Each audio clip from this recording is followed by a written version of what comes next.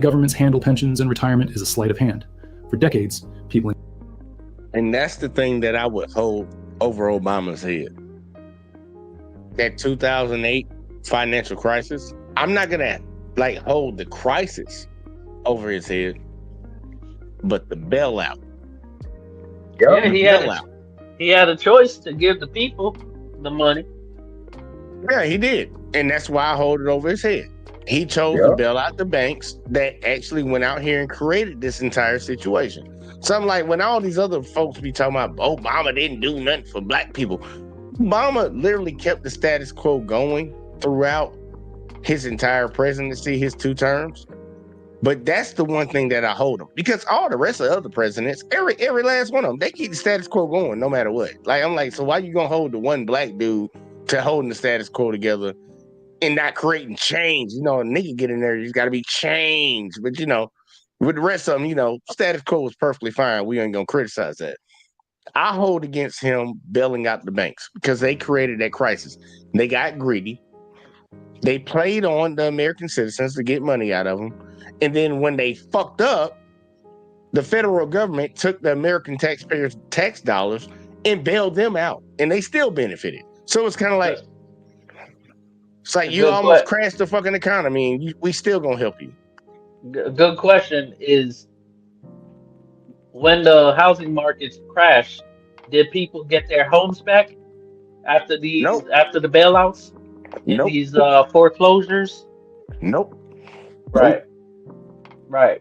All these loans that they knew these people didn't qualify for, they gave them to them at these crazy ass rates that they knew these people couldn't pay. It's just like when you hear somebody getting a 25% interest rate on a $10,000 car. It's like, what? Right. They foreclosed on United States security interests. People just don't. People would never understand just that simple thing. That's why I say they've done a very good job, especially when it comes to financial literacy. But when it even comes to historical literacy, they dumb down the population. And then when people come out and actually tell them the truth of what it was, you seem like, what's that old saying? If you tell a lie long enough, people will believe it, and they'll believe that the truth is a lie. They've been telling a lie for so long that when you tell somebody the truth, they look at you like you're lying. And it's like, this is the craziest part about it. When we say shit about this country, we say this shit about this country and they be like, you're lying. The information that they say you're supposedly lying about can easily be picked up by one of our phones, and you ain't even got to type it. You can just hit the button and say it, and it'll tell you that it ain't lying. But that influence is so goddamn strong. That brainwashing is so strong that they won't even take the second to tap their fucking phone and ask it the question. The crazy thing about that statement is, it's not the brainwash. It's just that you just don't even know what question to ask at this point. You know what I'm saying? If you got into a conversation like that, you would have the question to ask. Dude, you know how many times I done told people just Google it. Remember, you and I are in more sophisticated conversations than most. Not a lot of people are gonna break this thing down on a day-to-day over a joint or anything like that. They're just gonna talk about reckless shit. Like, you saw what LeBron did last night? Entertainment. The things they put in front of you to distract you. Bread and circus. That's bread and circus. Right. Keep them entertained. Are you not entertained? Are you Gladiator. Oh yeah, for sure. For sure. I just want people to understand, like this videos to help with the tricks, man. I want people to pay attention to the tricks. He's gonna tell you the tricks. Maybe you might notice some of them. Maybe you might not notice none of them. But I hope you notice at least one trick. Because literally in the last video that we were talking about inflation. It built off, like it started off with inflation. That was the first trick right there. There's no spoiler alert. Yep. The And first spoiler the alert, first trick. this destroys empires. This type of system that destroyed every empire from Rome to Britain to Spain to now. It's a wrap. Buzz, wrap it up, grab your freedom tools, and let's go to the revolution, y'all, because this shit is already over. The first trick to me is quantitative easing. You didn't hear that word, but he said it Well, in the last video. If you yeah, understand what that is, you can understand what inflation is. well, inflation only comes and that's why I say I wouldn't go with the quantitative yet because I think that's a factor afterwards. The only reason I would stick with inflation just right off bat because what is the cause of inflation? Tell the people real quick, Jive. What is the cause of inflation in any country? In any country, uh, Yeah, there's what's the most basic? there's a number of reasons, but again, it's blamed on too much spending. Spending more money. You spending more money than what you got. You not producing that much. That's like me and you. And honestly, a lot of Americans, if they actually dabbled into it and looked into it, they would understand it better because a lot of folks are living outside of their means. You make $1,500 a month, but somehow you spending $2,000 a month. You got a $500 deficit every month. That would be the easiest way for them to break it down. But they don't look at it like that because nobody's talked to them about shit like that. People I've heard more people talk about taking on debt being a positive thing than not taking on debt. It's crazy to me. It's like credit. They call it credit. You know, just get that shit on credit. Bitch, that's debt. Right, that's debt. I understand that you can get some shit on credit. It's like, yeah, my credit score good, so they'll loan me this. There's still you're taking on debt. Every time we go buy a car and get a car loan, you're taking on debt. You owe somebody some money. But you shouldn't put yourself in the situation of taking on money that you can't really physically pay back in that time. Because it's like some people be like, oh man, my car payment ain't nothing but $500 a month, which is crazy as fuck to me. But $500 a month, I got a goddamn fucking 72-month lease or some shit like that. And it's like on a vehicle that's worth $10,000. It's like, bitch, you're paying the interest on top of the debt that you already had to pay. These people are ripping you the fuck off. Yeah, that's a cause a side effect of a bad credit score. I done seen them get good people with it.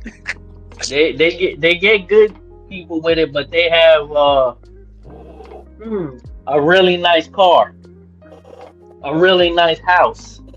It's all a gamble, man. That's why I haggle, man. Like my vehicle that I bought, the last one I bought, man, I ain't even buy that shit for no dealership, bro. I went to an auction and bought my shit. It's like I already know I'm gonna pay a fee, but I can haggle on that fee that I pay. In the same part, you can haggle at on for all the people that don't know, if you go out and buy a vehicle, you can haggle on the price of that shit. It's probably got $3,000 to $4,000, if not $5,000 of markups on that shit. You can haggle on the price of what the fuck you paying for the shit that you get. But when you borrowing money to pay for something that you want, you're putting yourself in the debt automatically. That's why I tell people all the time, like, if you don't need that exact thing, fucking goddamn save up. Like, you can buy the 2025 and go into debt for the next 7 years, but all you would have had to do is fucking save for the next 2 years and get a fucking $1,500 goddamn fucking Grand Marquis or some shit, and you could buy the goddamn fucking new shit fucking in goddamn 4 years straight up and not owe them bitches nothing. All I got for y'all is 2 words: promissory notes. Not them promissory notes. Not them Four promissory letters. notes. One word. So that's pretty much what it is when it comes down to it. Like that whole note you paying, that's pretty much a promissory note. But either way though, let's let them get some more of these tricks in. And I do need to read some of these comments. Shout out to Milestone. I didn't get you, Milestone. He said, "What's the word?" Salute the hurricane. Salute. Once again, shout out to my boy PA. Op in the building said definitely dead, but they want to see if you can pay it. Laughing out loud. Dane was on the Breakfast Club trying to explain that, and it went over. All the time. The motherfuckers stupid up there. They just make money and they just spend it, and they all gonna be broke. And well, some of them might. I don't know. Charlemagne will. And see, debt is legal in this country because the government gets a cut. You are correct about that. All right, fucking let's get into it, man. Let's get through these tricks, man, because inflation was one of them. He gonna keep going. I'm just gonna let him keep going. Countries like the United States, Britain, and across Europe have paid into government-managed systems, trusting that the money would be there when they retired. But governments often don't actually save that money. They spend it immediately and leave IOUs in its place. The promise is that future taxpayers will cover the cost when the bill comes due. It is essentially a generational Ponzi scheme wrapped in official language. It works until demographics shift, populations age, and suddenly the system is unsustainable. Then the government reforms it, usually by reducing benefits, raising the retirement age, or inflating away the value of payouts. Notice the pattern. At every stage, the trick relies on perception. The public is told inflation is growth, forced loans are duty, national debt is investment, bailouts are stability, and pension cuts are reform. The language masks the reality, the transfer of wealth from the many to the few, from the bottom to the top. And history shows this trick has worked for centuries because most people don't study economic history, don't understand financial systems, and don't see the trap until it's too late. In recent decades, the tricks have only become more sophisticated.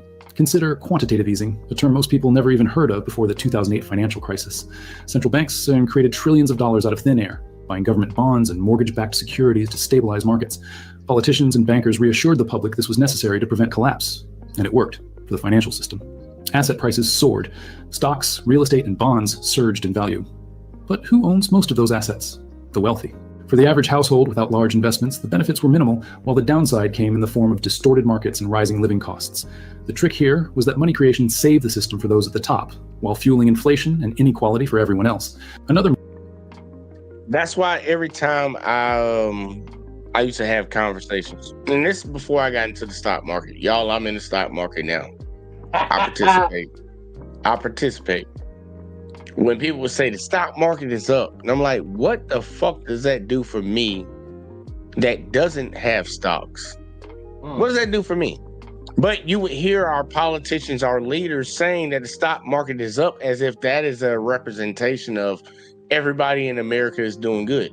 Majority of Americans are not in the stock market. Right. They don't benefit from that. So you're telling me like 15 to 27 maybe percent benefit from this, and that is supposed to be representation of why everybody else is doing good? No, that's not. That's showing you that small majority, that small minority, my bad, not majority, that small minority is benefiting, and they're using that to. But here you go. America actually had like, hold on, I gotta say this real quick, and then y'all jump in. America has they've done a really good job. They actually have done a master class on making the minority of any situation seem like the majority. It's like one black person kills somebody, look at what all of them do. One Muslim kills somebody, look what all of them do. Look, the stock market is doing good. All of Americans are doing good. Like, it's crazy how they mastered that talking point, because it couldn't be any further from the truth. But go ahead, John, my bad. Equal opportunity. Everybody has an equal opportunity to do what needs to be done. But they don't. Because, of course... You believe they do?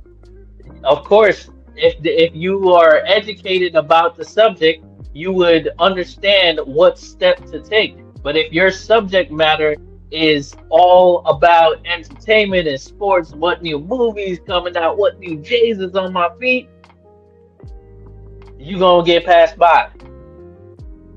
But you gotta think about that. You gotta think deep and hard about that. Why is it that? Because we kind of spoke a little bit on it earlier. The government has put out a concerted effort, and we have historical evidence to prove this, to dilute the minds of the population. They really want a docile, just do what we tell you to do type community. And they tried their best. The crazy thing is, they tell you what to do, and you They make it extremely completely hard for you not to do it. Well, well extremely hard for you you do to you do it. do the opposite of what they tell you to do. They announce that, hey, this is going to happen and this is going to take hold, and yeah, you turn But what if you around don't? and go ahead. I'm about to say, because for people that are actually tapped in Mm, and know what the government is actually putting out there, and they know where to go to read these things and understand what the announcements are and what type of expenditures they're putting out there, that's one thing. But mhm. for the vast majority of Americans, they don't know nothing about that. And it ain't that they've been told. It's that the government has allowed so many distractions to be put in their Mm, first off, you really got to think about it. Certain people come from certain backgrounds. Like yeah, certain people don't come from money. So obviously their number one fucking struggle is gonna be survival. right, All that. And then you have right, people that come from good backgrounds where there actually is money there. Their number one focus is not gonna be about understanding the system. right. Some of them just fuck up money. We saw the influenza team. He came from a family that had money. He just wanted to get drunk, run some people over, and then flee to Mexico. Like that was what his focus was. He came from a good background. Right. So it's like you really got to break it down on the stipulations that the government has put in You place, plus the distractions that they allowed to. you Now, I'm not you saying you that people don't have personal responsibility because they do, mm, but you it's not a surface level conversation. That's what I keep trying to get at. It's oh, multiple that's a factors. fact. That's a Yeah, fact. it's multiple factors that play into it. But go ahead, my bad. But when you learn from experience, when you try to tell somebody or educate them about something that you know that is benefiting you, something that they should know that will benefit them, you ever see their eyes glaze over? Ah, You ever yeah. see that? You ever The see eyes them of the widow to yawn? the soul. The eyes of the widow You to the soul. They be like, oh my God. you, Like, you it's ever either the wheels start spinning or they looking at me like I'm fucking crazy or they give me that motherfucking, what's that stare? The motherfucking fluoride stare. 1,000 yard It's like, stare? This, So this, what, if you see that, this what they do. I get sick and tired of experiencing that shit with a lot of folks. I'm not saying And that I'm looking down to folks. I love my folks. I love to tell them and educate them and all that. But it comes to a point where you feel like you're talking to the fucking wall. no, it's not even a feeling. You are talking to the wall because the programming and the brainwashing has been so good. It's been Mm. perfected over time so long that look, as soon I'm as you sorry. start talking, as soon as you start talking and giving people the right information, this is what they say in their head. Again! That's what they do. Hey, I'm not a graffiti artist, but they it is yeah, the wall will stay a fucking wall. But like I'm trying to tell you, like when you've been told a lie for so long, the truth sounds like a lie when you finally hear it. If you man. lie to me my whole fucking life, like, dude, see, I have people that I work with still to this day for the little bit of time that I'm still gonna be working for them, well, working with them. They're in their 50s, late 50s, mid 60s, and I say Christopher Columbus did not discover America, and they look at me like this. Right. Yeah. That's how they Right. look at me. That's how they look at me. And I be like, you've been on this earth longer than me.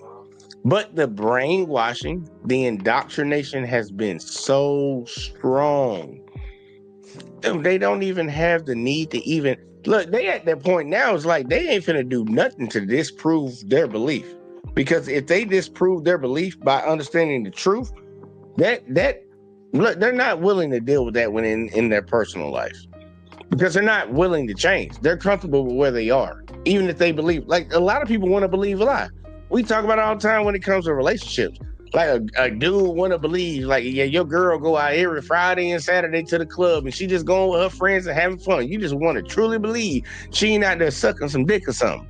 And a girl will be like, her boyfriend always don't pick up his phone, after he get off work and he supposed to be home and shit. And you're like, he ain't cheating on me. You just be praying. It's like, once you buy into something, it's really hard for people. People don't like change. And they really don't like the truth. A lot of people do not like the truth. And when you've done a good job on the front end of indoctrinating and brainwashing folks into believing something, it makes it really, really hard for them to really accept the truth. That's why you see people that will sit around here and argue against universal health care in America. But we all can sit here right now, especially me and you, Job, and talk about how much money this United States, these trillions of dollars the United States waste sending money to other countries and trying to build weapons and shit. And you telling me we can't pay for these folks to have health care? Like, you get sick, you just go to the hospital or go to a urgent care or something? That's outrageous. But I'm like, and they try to make it seem like it's the government's money. Like the government didn't take it from us. Like it's crazy. It's the mindset, the thinking of it. I'm like, bitch, this is y'all's money. They took it from you, and they didn't ask you if they could take it. But it's a problem if you tell them what they need to spend it on. So how much times does Congress vote and ask what to spend the money on? How much time do they do that? Well, when it comes down to it, like, you talking about passing bills, because that's what it's going to come down to. They have bills. They have right. They vote on that. They vote on that by themselves. There's no input. They don't reach back to the public as if it's not a republic to hey, should we send money to Ukraine? They don't do that. They got the budget. We're in Congress. We own the purse. And we're gonna discharge what we need to discharge. And damn if you don't like it. And of course, you gotta consider the racism of it all. Right. Because you pretty much speaking on the trick bag that I'm speaking on. Hey, think about it. I mean, this is the trick bag. Think about it. Think about what you just said right now. How often do they go back to their constituents pretty much and ask them how should I vote on this? They never fucking do it. Because the trick bag is that these people represent you and they have your best interest at heart. But when you see how they vote, that shit ain't in your best fucking interest. You ever hear the Gallup poll said this? When have you seen a fucking Gallup poll? When have you ever been offered to answer a Gallup poll? That's what I'm saying. Any of these polls, when have any of us been asked to answer any of these fucking polls that they talk about? It's not for the public. It's for those caucuses. I'm not going to deny that they have these polls that they actually ask people on it, but I believe it's people that these issues do not affect. Like, that's like asking somebody, how do you feel about the food scarcity in a city? But this is a motherfucker that lives in a fucking 10-bedroom fucking mansion with a pool in the back. How do you feel about that? They ask those motherfuckers how they feel about it. They don't ask the average citizen, because honestly, we've gotten to the point now, and we've seen it done already. You could just send out a text. You can send out a text and ask people to vote yes or no. You base it off of that. Yep. They do it for everything else. They do it for FEMA. They do it for when a child gets kidnapped. Amber Alerts. You know, back in the day, in the early 2000s, American Idol, and for the 9/11 shit, I was like, oh shit. It's so easy to do it, but they show you, and that's why I want people. And Hurricane, you heard me talking about this the other day, especially when we talked about that video the other night. Right. We have a lot of A to B people. Right. Like, this surface level thinking, A to B, when it really is A to Z. Right. You just surface level thinking about a situation and you lock in on it, not understanding the complexities to it, the context to it, all the different It's levels to this variations shit. that could play into this conversation. We just have so many surface level people that it's like, yeah, and it's like, dude, did you even think about what you're saying? It goes a lot deeper than just because the consequences play out. It's like, yeah, I don't think it's right that anybody should be able to call somebody a bitch, or like here, the argument for black people. I don't believe it's right and it should be illegal for anybody to call somebody a nigger in America. Okay, on an A to B scale, look that it sounds pretty racist. It's very hurtful to a group of people. But you know what? What I would say, I would hope this is why they did it, but I know this ain't why they ain't did it. But if you can say this one word is illegal and you can't say it, while we still have in the Constitution freedom of speech, then every other word you have is on the books. But these stupid ass dummies didn't figure that out when they came up with their assault rifles ban, when they still yell around here, we have the Second Amendment. They didn't have no problem. They didn't have one fucking problem when it came to taking the assault rifles out of the Black Panthers' hands. But now they want to yell and say, oh, they want to take away bump stocks. They want to take away certain sites.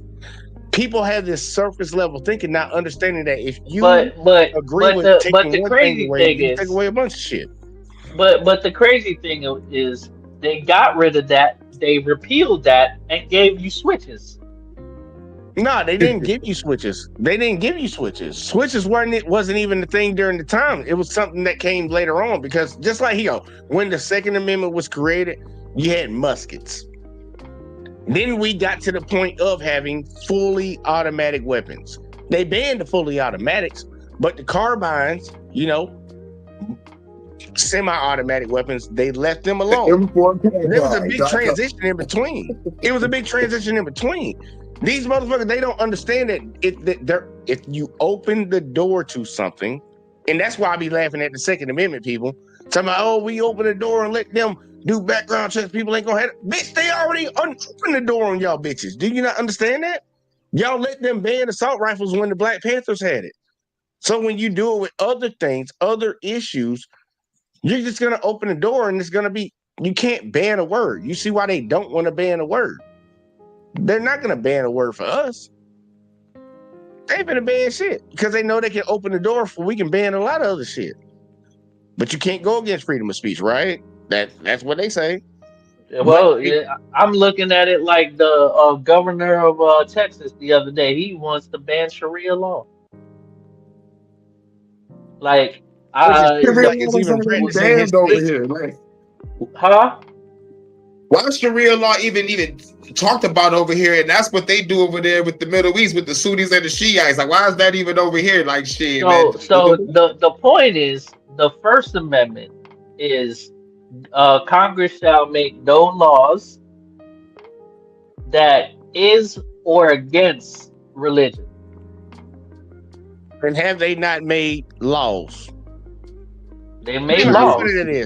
No, they haven't made laws. You don't think they made laws against certain religions? Tell me one. Well, Hurricane just gave you one where they tried to, but executive orders are actually laws because they last for a certain amount of time. They last for a certain time. Executive orders. So look. The executive, they can't create a law. They do. They can't create a law. You ready for the trick? Ready for the trick in it? There's no such thing as they can't create a law because every law can be appealed or overturned. So they can create laws. But the responsibility for creating the law rests with Congress. Mm-hmm. The judiciary overhears if it's unconstitutional or not. And the executive either enforces it or vetoes it, but they really cannot create their own laws. They did, remember? They did it. They did it with us. We're the prime examples. Where the problem is at? But think about it. It was not illegal to not have a job during what was it called? Reconstruction. It wasn't illegal before Reconstruction, but during Reconstruction with all these free blacks, and they wanted to try to figure out a way to get them back into slavery with doing it a legal way, they voted on laws that make vacancy. Like you ain't got a job, you just walking around during the day, that's against the law. You go to prison. Like they've shown multiple times. So these ordinances, because it was an ordinance. No, that was enforced by the federal government. Which federal government? The United States of America. Lincoln's federal government? Jackson's federal government? Who? Which one? Both of them. Man, ain't no federal government. We can disagree, but it's documented.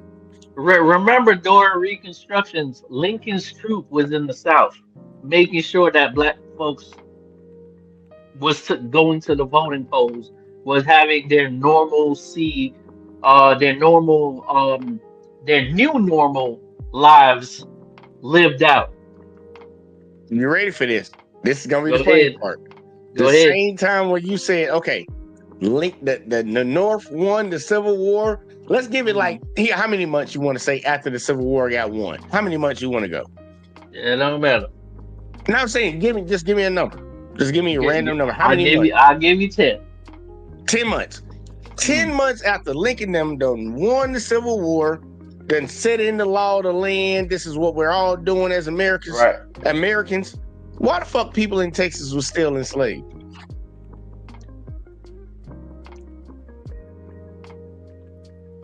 Why? Because that shit didn't mean nothing. Like, look, that's why we have the holiday Juneteenth. That's why we have it. Juneteenth is when these people finally figured out, and that was years after the Civil War had already been settled. Like, nah, y'all niggas are actually free. But even after 10 months, 12 months, whatever we want to say, these people were still held in bondage, even when the law was already changed. Like, that's what I'm saying. Like that knowledge of history type shit. So their laws. Right. I mean, we definitely get it. I get the vagrancy laws. You don't have a law without enforcement. Certain jurisdictions, just like today, choose not to follow the law. Like about this abortion thing. Certain jurisdictions do not follow the law. About no. You gotta remember the law. There's no federal law on abortion anymore. That was the whole point. They took the federal law away.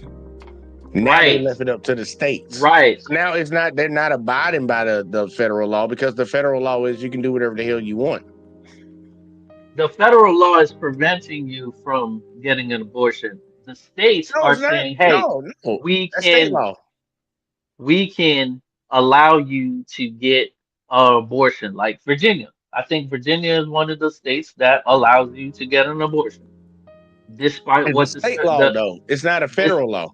Right, but you're mixing what we're saying up. You're going back on the words, because I'm saying that the state law, the federal law, tells that you cannot get an abortion, and the state law allows you to get an abortion. No, the federal law doesn't say you can't. When they overturned Roe v. Wade was the law that passed to allow it made it the law across the land that women could get abortions. They overturned Roe v. Wade, and all they did with that overturning is they said they sent it back to the states. So each individual state could decide whether abortion was okay in their state. And that's why you see where in red states it's illegal, and in blue states it is legal. That the federal government pretty much relinquished all responsibility of governing that. They said we're not dealing with that. That's not a federal law anymore. That's the state. That's the state. Definitely. We could draw the line there. No, I'm saying, but that's just what it was. Like the federal government does not regulate abortions anymore. That was the whole push that the Republicans went for, to say that no, women can't have abortions. And that's what they wanted to push, but they knew they couldn't push that across because they weren't going to get the votes. So then they said, we're just going to abolish it with the Supreme Court and say that it's up to individual states to make their calls. The federal government's not regulating this. That's the whole point. They just pretty much just said, us as the federal government, we have no say-so in this. The states got it. That's what they said. That's what they did. That's why you can't come to Alabama and get it like you want to, but you can take your ass to fucking I guess New York. Right. I guess New York can get one. It's not Right. the federal government doesn't. They just relinquish. They're not governing that anymore. Right. They're not doing that. Right. Where we get so locked in that we go about saying the same things different ways. This is why I say roll the tape.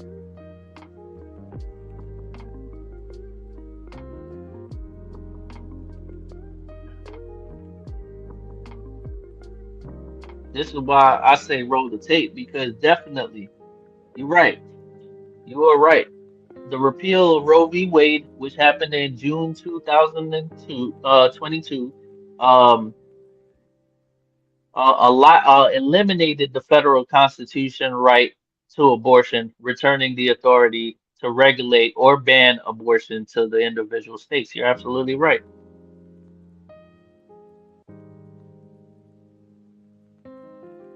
But you see how quick you see how quick you could research facts. Look, and that's a lesson for the folks that sit around and like him.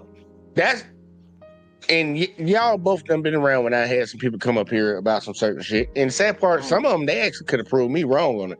But that's the thing that I'm like a lot of folks don't care to even research that. You went and Googled it real quick.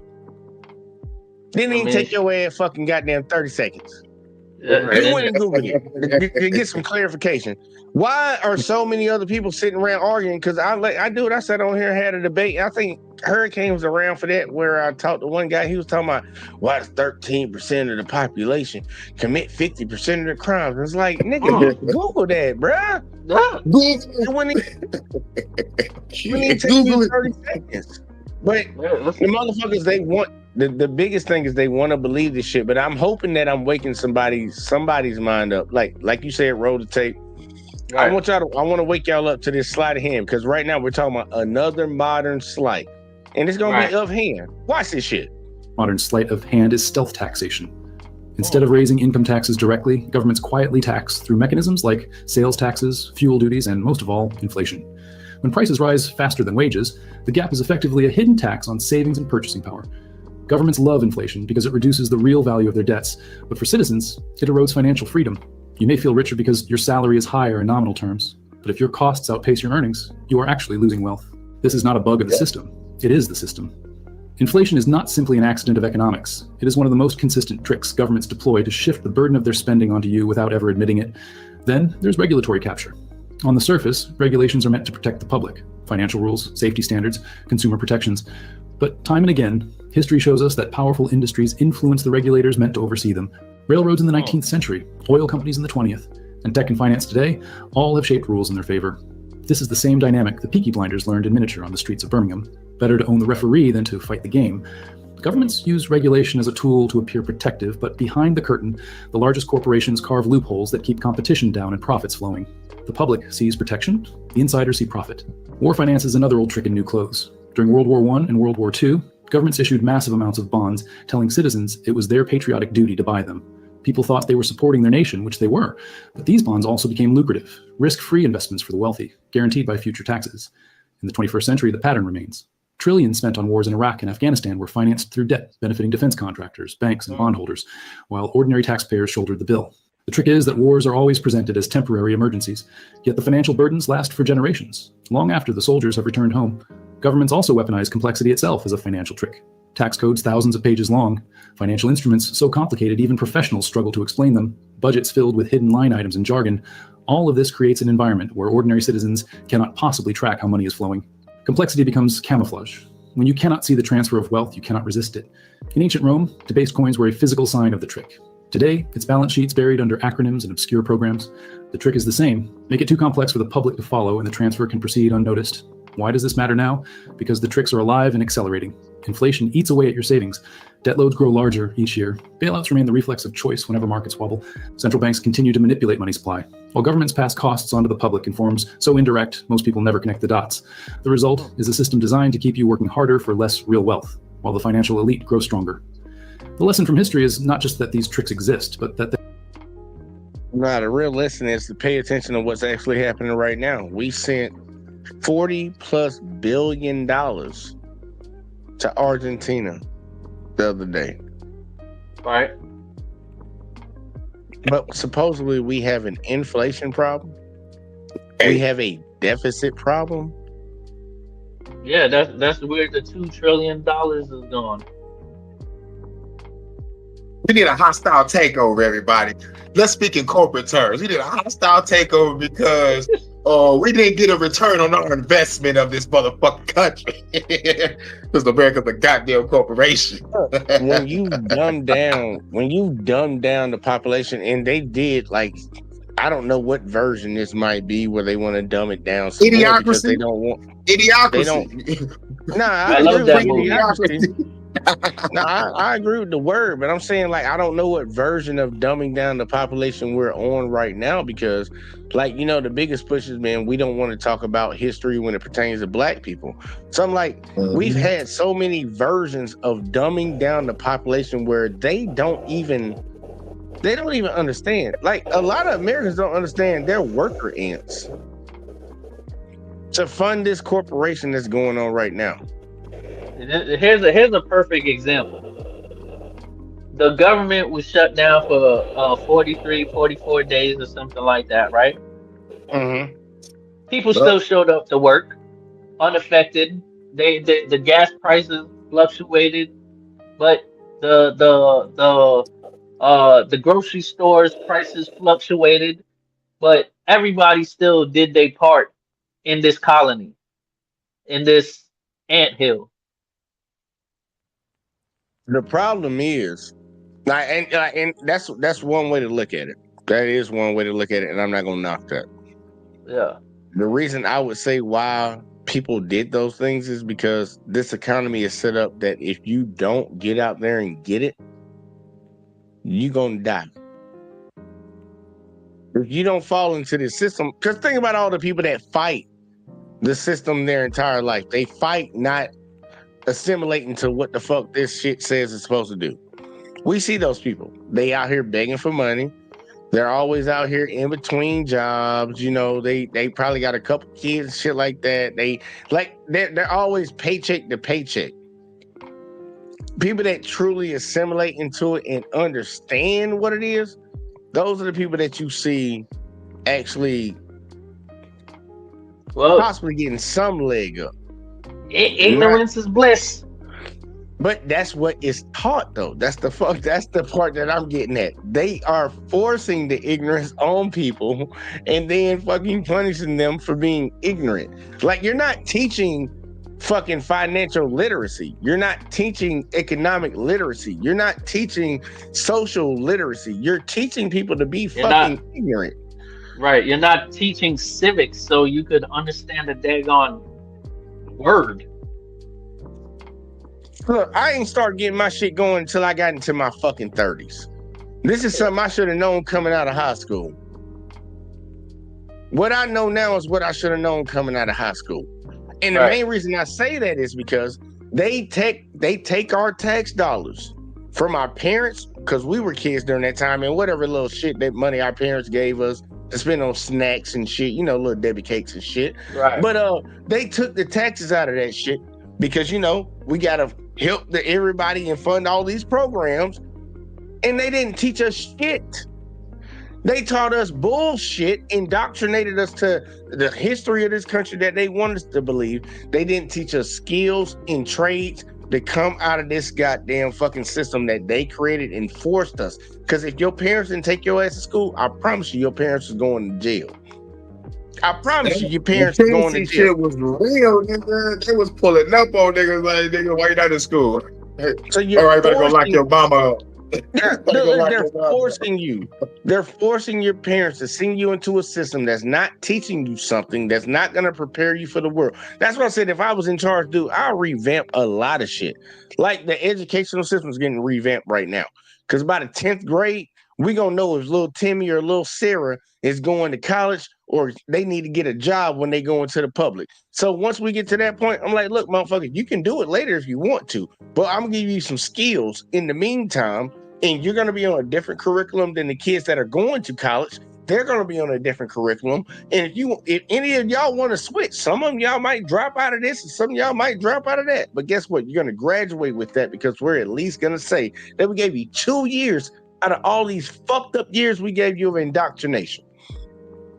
But that's not the mindset of none of these senators, these politicians. No, nobody at the state level, the federal level, ain't none of them thinking about helping these people. They're all about keeping them dumb. That's why they talk about shit that doesn't fucking matter. Hey, if you were in elected office, would you take the APAC money? Hell to the nah. Fuck them fucking white people that claim to be something else. I don't like cosplayers. I don't like people that be pretending. I like people that keep it real. So nah, I would not take their money. And the sad part, I would try not to take nobody money unless it came from my constituents. Like that'd be the biggest thing. Like these folks money hungry, bro. You heard it first, folks. Vote for JVJ. I ain't gonna be in the fucking country. You already know my plans are. I'm getting the fuck on. Fuck this shit. Y'all have fun with this, and people call me and quit all they want. I don't give a fuck. Bitch, look. If everybody else gonna be an individual and worry about themselves, well, guess what? My number one priority is me. I'm gonna worry about mine. And I'm getting the fuck on. I ain't got time for this shit, man. All I can do is sit over here and try to keep pushing the word that I think is true. And other people obviously will disagree with it. But for the people that agree, look, I'm trying to put something out there to give you some knowledge. Like if you don't see it, you don't see it. If you believe it's wrong, it's wrong. Okay, whatever. But at least ain't nobody gonna sit here and say I ain't trying. You can't say I ain't trying. But either way, though, let's try to finish out this last little bit right here, man. Because like he hitting the tricks, man. There's a lot of tricks. They always return. When Rome debased its coins, citizens suffered. When monarchs forced loans, merchants lost fortunes. When modern states inflate and borrow, households bear the burden. Different ages, same mechanism. And here's the harsh truth. Most people will never escape these tricks because they don't even realize they're being played. They take inflation as natural, taxes as inevitable, and bailouts as acts of mercy. They believe government messaging instead of studying economic history. And that ignorance is the most powerful trick of all. When people forget the past, they cannot recognize its repetition. That is why governments and elites prefer a public uneducated in finance. Financial education is resistance. Economic history is a weapon. If you know the tricks, you're harder to manipulate. So what should you take away? First, always look beyond the headline. When governments announce stimulus, ask who profits first. When inflation rises, remember it is not just bad luck, it is policy.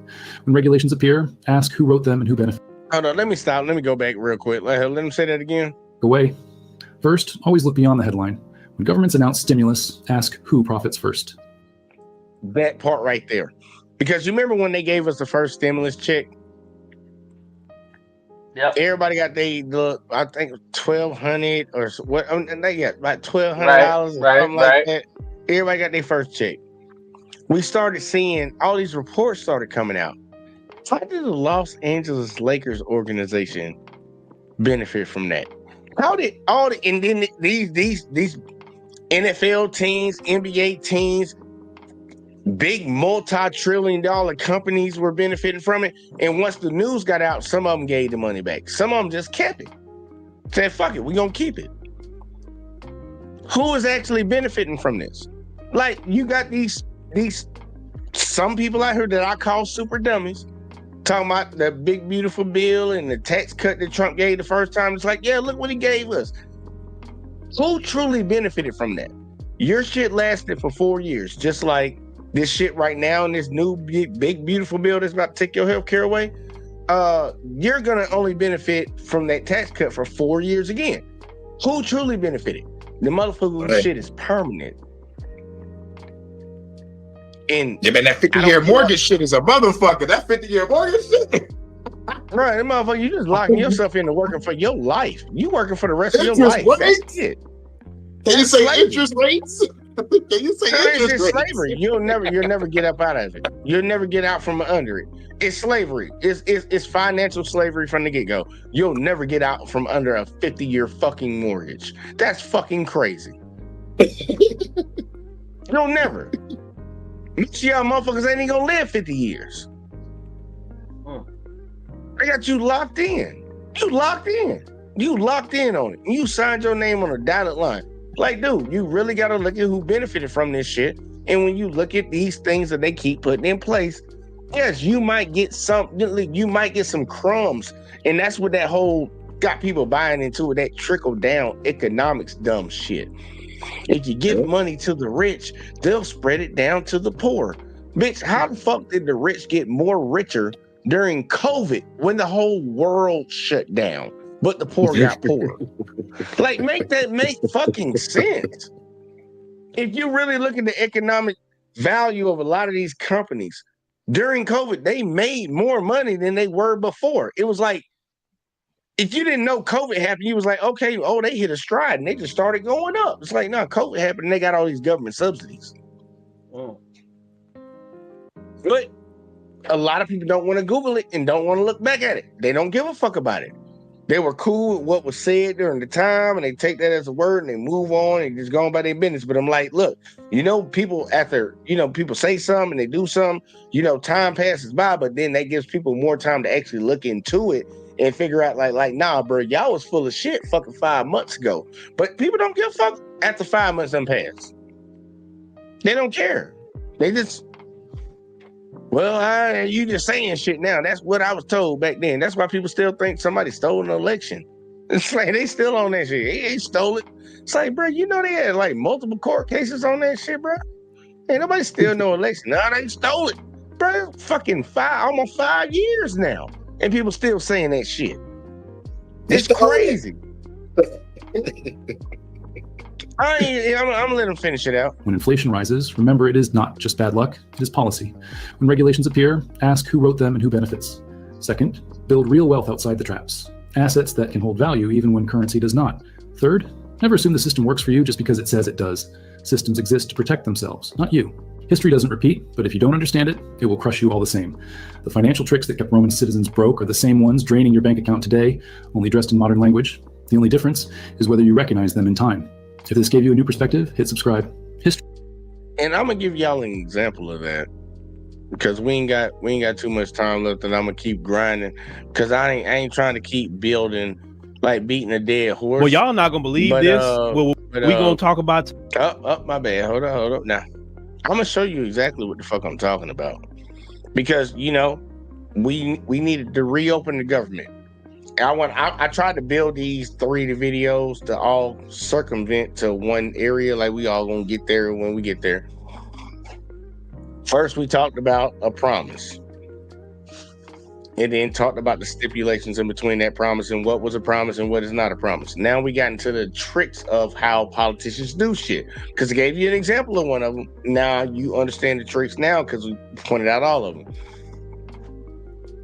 We needed to reopen the government, right? Right. That got one. Hurricane. We need to reopen the government, right? Okay, we ain't got Hurricane back here right now. He might be doing something. But from one side, Go ahead. What's up, though? You know what I'm saying? Like, we needed to reopen the government. That was my question to you. Yes or no? Did we need to reopen the government? Yeah, yes or no? That's the question. We need to burn it down. Real shit, I don't give a fuck if it's open or closed. We need to change this whole goddamn system. But like if I was to play the political game. Yeah, play the political game. Like open it up for the people. All right. Do it for the people. So I want y'all to see the game, the trick. I want y'all to see the game and the trick that they played. Because they did reopen the government. And I want y'all to see, look, people were suffering.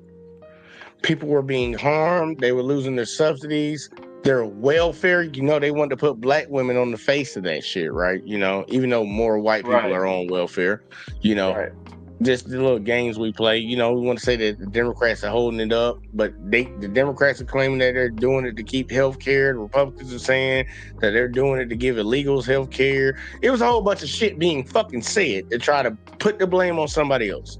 Well, with those 8 Democrats crossing party lines and actually voting with the Republicans, I want you to see what they allowed to happen with what all the Republicans did and those 8 Democrats signed up to. Because I don't think a lot of people know. Like, dude, I be trying to stay on top of this shit, and I be trying my best.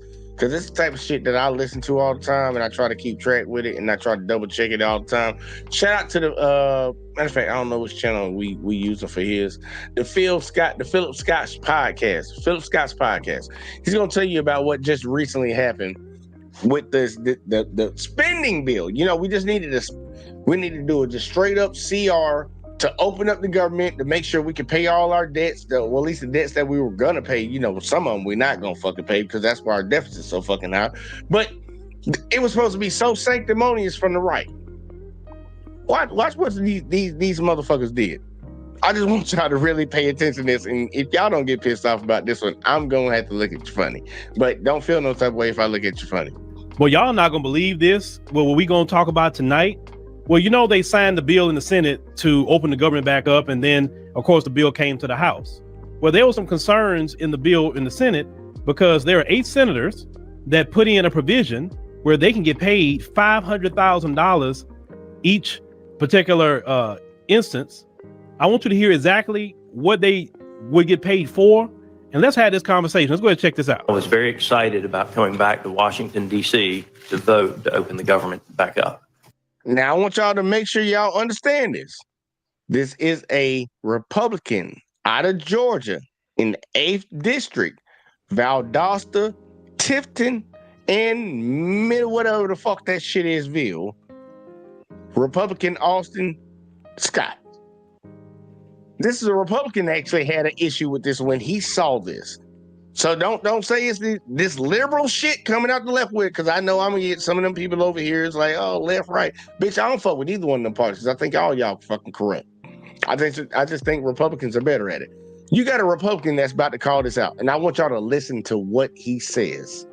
And then when I saw what the Senate did last night, I had a hard night, and I've been struggling with what the right vote is because of what the Senate did, and I want to just tell you, because I want the American citizens to be able to read it.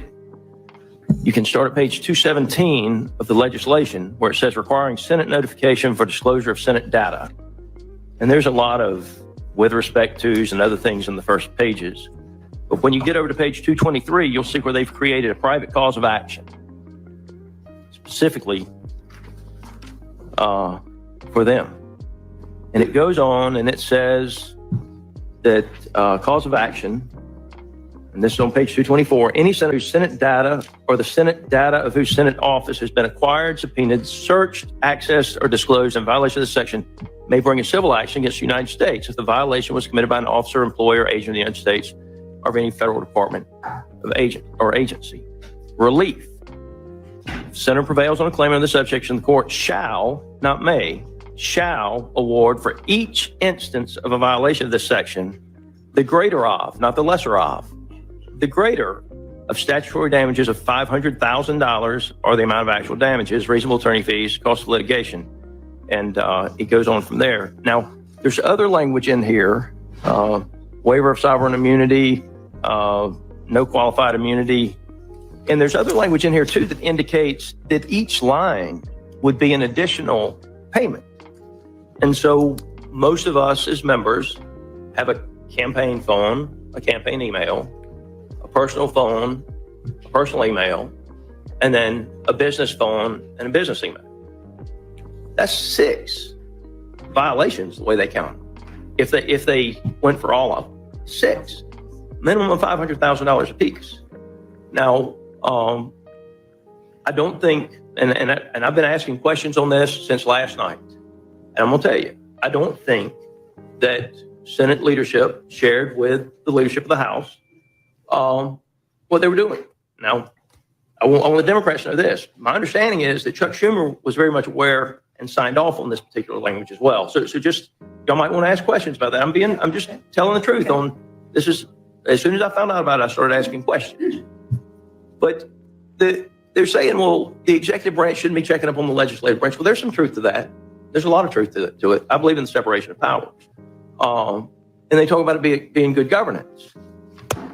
The thing that I can't get past, though, and this is, again, I mean, for the American citizens, if you go to page 227 of the bill, limited retroactive applicability.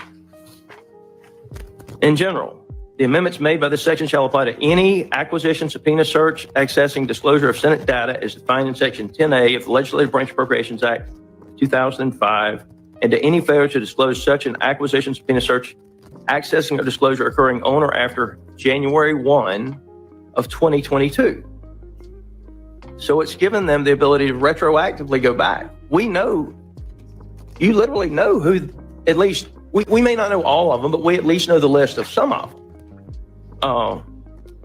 In this paragraph, the term violation section 10 is the meaning given to the violation section. It goes on from there. But I want y'all to really understand the audacity of these people to play in your face. Like, they sat around and did all this woo-woo stuff, and you say whether it's Democrats or Republicans, and he said Chuck Schumer signed off on it, so you know Democrats are implicated in it too. Dude, if you were investigated, at all, and you know you got your campaign, your regular government, and your personal phones, emails, and whatever the hell else, and they investigated, they looked into all of that for every individual time they looked into your shit. If somehow you were proven innocent, you're awarded the bare minimum of $500,000 from the federal government. That's what he's getting at right now. And somebody wrote this in here. And I'll be honest with you, we know who the fuck wrote these bills. Because we had one side that was trying to get it pushed and another side that was trying to hold off on it. But then with one side caved like the pussies they always are. We know who wrote that shit into that shit. And he's on their side and he's actually questioning it. But he ain't done though. Let him finish out. There's also language in there where it indicates that each account is a separate payment. Now, this language did not go through any committee markup. This language was not shared with the House of Representatives prior to it being put in the bill. And I personally agree that it should be removed. The problem is if we remove it, the Senate, it has to go back to the Senate. And then you're right back to where you were 40 days ago, where all of a sudden you're trying to get a piece of legislation out of the Senate. And so, I mean, I've struggled. I want you to know that, Mr. Cole. I want the American citizen. I've struggled with whether. Think about this. He's struggling. He saw the bullshit. He saw the bullshit that they put in there, the greed and corruption to get money out of folks and get money from the taxpayers. And he's struggling whether he should vote on it, yes or no. And that's that conflict. Like, but these are my own people doing this, man. These are my own people doing this. I don't know what to do. I'm conflicted. No, it's the brainwashing that we've all had. Because I bet money we've all said this. Man, you know, I didn't like the candidate, but man, I voted for the lesser of two evils. Oh yeah, oh my God, I used to hear that all the time. That's the brainwashing. It's like, nah, we ain't voting for none of that. They both evil. for none of that. But he's sitting here, he's contemplating it, whether he should vote for the spending bill to keep the government open, well, to reopen the government at this point, knowing that this bullshit is in here. Now, I will give him props for opening his mouth and saying something about it, but you know he ended up voting for it because the government's opening. Oh, that $500,000. Maybe he gonna try to do something that can get him investigated. He might get clipped. You know, politics is dangerous. I'm like, maybe I'm thinking about it from a fucked up position, but he's calling out a clause that they put into the spending bill. This bill is supposed to be able to open up the government so the government can pay its debts, because that's what a spending bill is about. It's for the government to pay its debts. Now, sometimes do they add, and honestly, they do it every time. I ain't even gonna say sometimes. They always do add in other things to a spending bill to get certain other priorities done, because at that time, that might be pertinent for that time period. It's like, Right. hey, man, we need some relief here and there for, you know, hurricane might have hit But here. if you look at it this way, maybe it's a cause not to investigate, for the penalties would be so great. But it's the federal government. The federal government's not spending their money. So it's kind of null and void, because they're going to just spend the taxpayers' money. Right. Like, hell, if you could get in trouble, you could be fined for such and such, and I'm not your boss, but you have access to my money. Like, look, we're going to charge you $1,000 if you keep on talking about what's going on over here. You're like, nigga, I don't give a fuck. I ain't got to pay it. It comes out of my pocket, and you have no penalty. Why wouldn't you do it? Well, that's just the special benefit that position has as an offer. But in smaller constituencies, It's the federal and government. yeah, it is a federal spending bill, spending budgets and all that. But I don't know if it would have the same legislation translate to local governments somewhere in there. No, The it's bill not for seems them. pretty No, it's not for lengthy. them. The bill It seems ain't, pretty you're right. lengthy. It ain't for them. It ain't for the people in the state level, but for senators and House Yeah, of Representatives, if they're investigated for whatever the hell, and right, it's not even stipulating, but I'm putting in there that obviously that there no criminal charges came from it, for right, every piece of data that they tried to grab, whether right, it comes to your cell phones or emails or whatever the hell, they can be awarded $500,000 at the bare minimum for each one of them.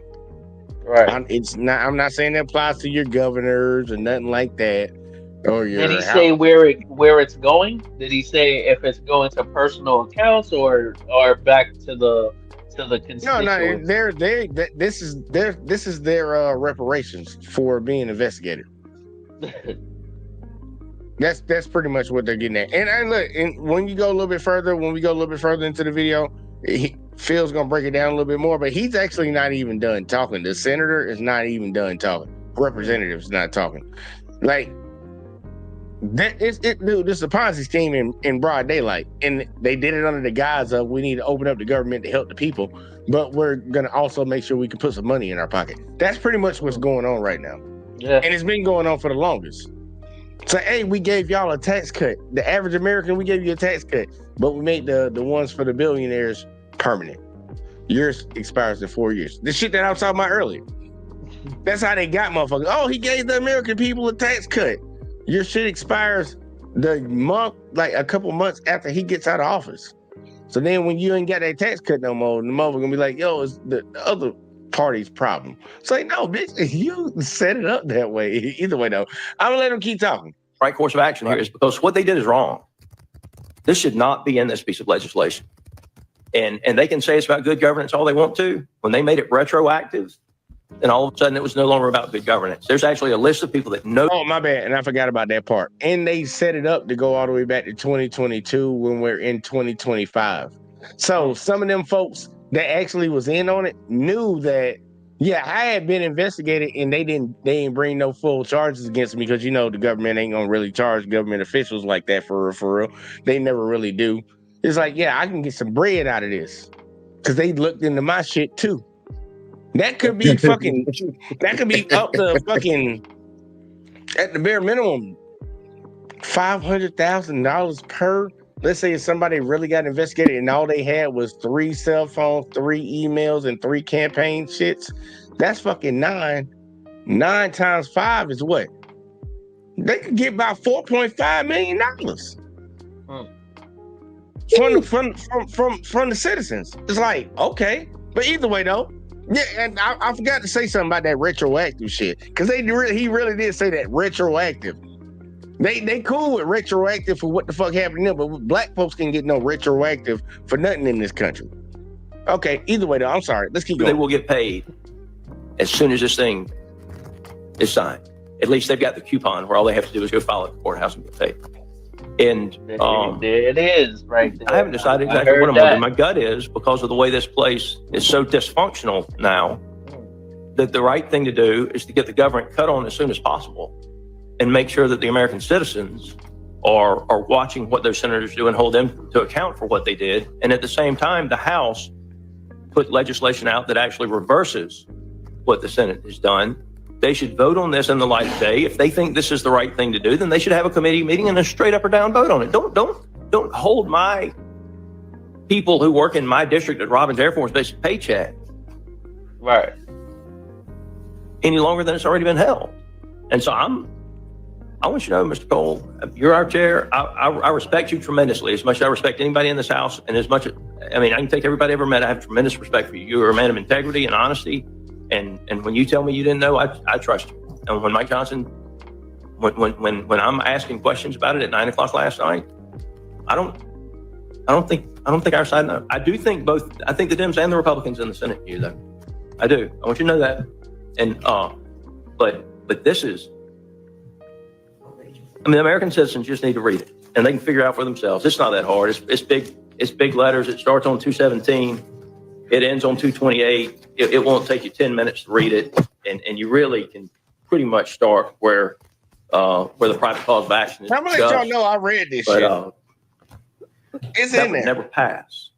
That would stand alone piece of legislation. Yes, ladies and gentlemen, I know that was a long video, but I want you to hear. So right there, and I'll let y'all know I read that shit. And for anybody that don't believe that what was said so far is true, go fucking read it. Yo, I'm reading from the Epstein files, dog. I did the first 20 pages on my recent live before this shit, bro. Yo, nigga, reread that shit, y'all. We don't be bullshit. We do our due diligence, y'all.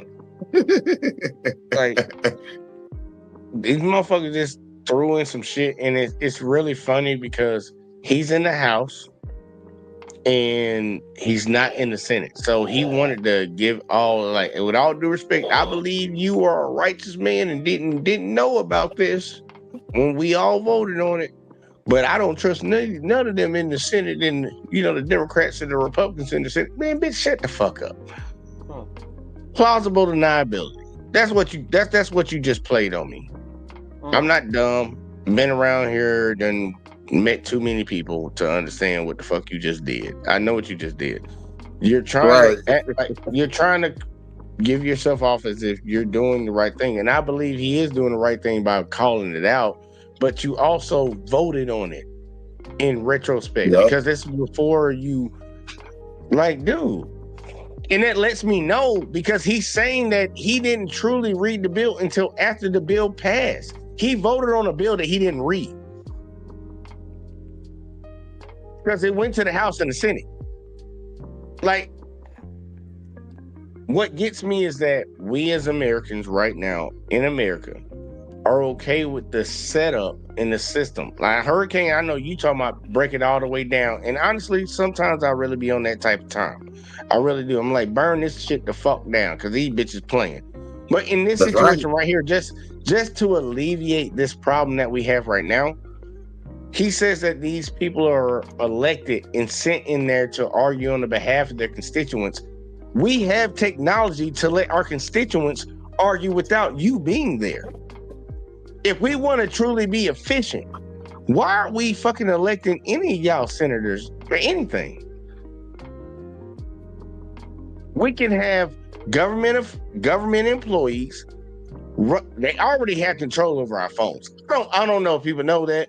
They know what the fuck you looking at on your phone. You just probably not a high risk. They probably got other people they trying to get at. That little weird ass porn you be looking at on your phone and all that little weird shit you be doing on shit. They know what you're doing. They got access to it. You just not know high priority. They have access to be able to get everybody's phone, send them a message, because they do it every time there's a national disaster, a child missing. Is it amazing that they always send you an Amber Alert? Is it amazing that they let you know a hurricane is coming in your area? Is it amazing they let you know there's an armed shooter somewhere in your city? You don't think they have access to your shit?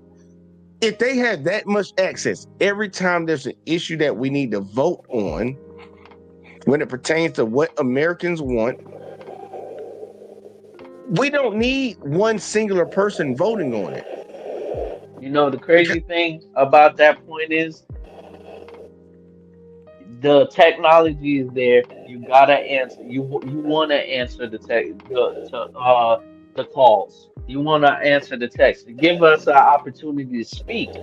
But at the same time, it sounds like you're asking for there be a AI chatbot somewhere in the loop instead of a human. No, well, here, we need to have these federal employees, because here, all these senators have aides that work for them. Senators, House of Representatives, they have aides. Right. They're not covering every issue. They're pretty much just like the coach. The coach has the quarterback coach, wide receiver coach, running back coach, defensive coach, lineman, tackle, whatever the fuck. They all report to him and let him know what the situation is when it comes to each position when it pertains to the team. That's what these senators need to be. They need to be a coach. Right. And then when they're people who will gather the information, the votes from each district and area that they represent, let them know they can, if they're supposed to be our representative, they make the final decision. Now, if it's 49, like 50 to 49, and some people be like, how the hell can you get that? Because, you got a margin of error. But, if you have certain close things like that, we actually rely on you to make the final decision. But we have the technology for Wait. You talking about a republic, not a democracy, right? No, it would be a democracy, but it's a democratic like a republic to me. No, we live in a democratic republic. I'm giving everybody a vote, and if it's so close, within a margin, like so close where you can't tell which side it actually was, like the example I gave, 50 to 49, but there's always a 3% margin of error, I'll leave it up to the representative. But if it's a situation where it's goddamn 63 to goddamn 30 whatever the fuck, like obviously you go with the 63. Like you automatically should. But look, we obviously live in a democratic republic right now, because it doesn't even matter what the electoral college, it doesn't matter what the popular vote. The popular vote is just a joke anyways. I don't even understand why people even bring that up. But because that doesn't matter. It comes down to electoral college. And by law, the electors do not have to vote the way that the citizens voted. Like, you can have 70% of an area vote to say, vote for the Republican candidate. That elector can still vote Democrat if he wants to. Or she wants to. Now you talking so it's like high level stuff right now. Yeah, that's what I'm saying. Like, we ain't doing stuff level. That people just might not understand. They might be like, so then why the hell am I voting for them? That's why it's a trick bag. It's a trick bag, and that's why I tell people to keep advocating for what they actually should get, because you got to reverse the system that was already set up ahead of time. We didn't have any say-so in the system that we were born into. All we can do is try to change the system that we have.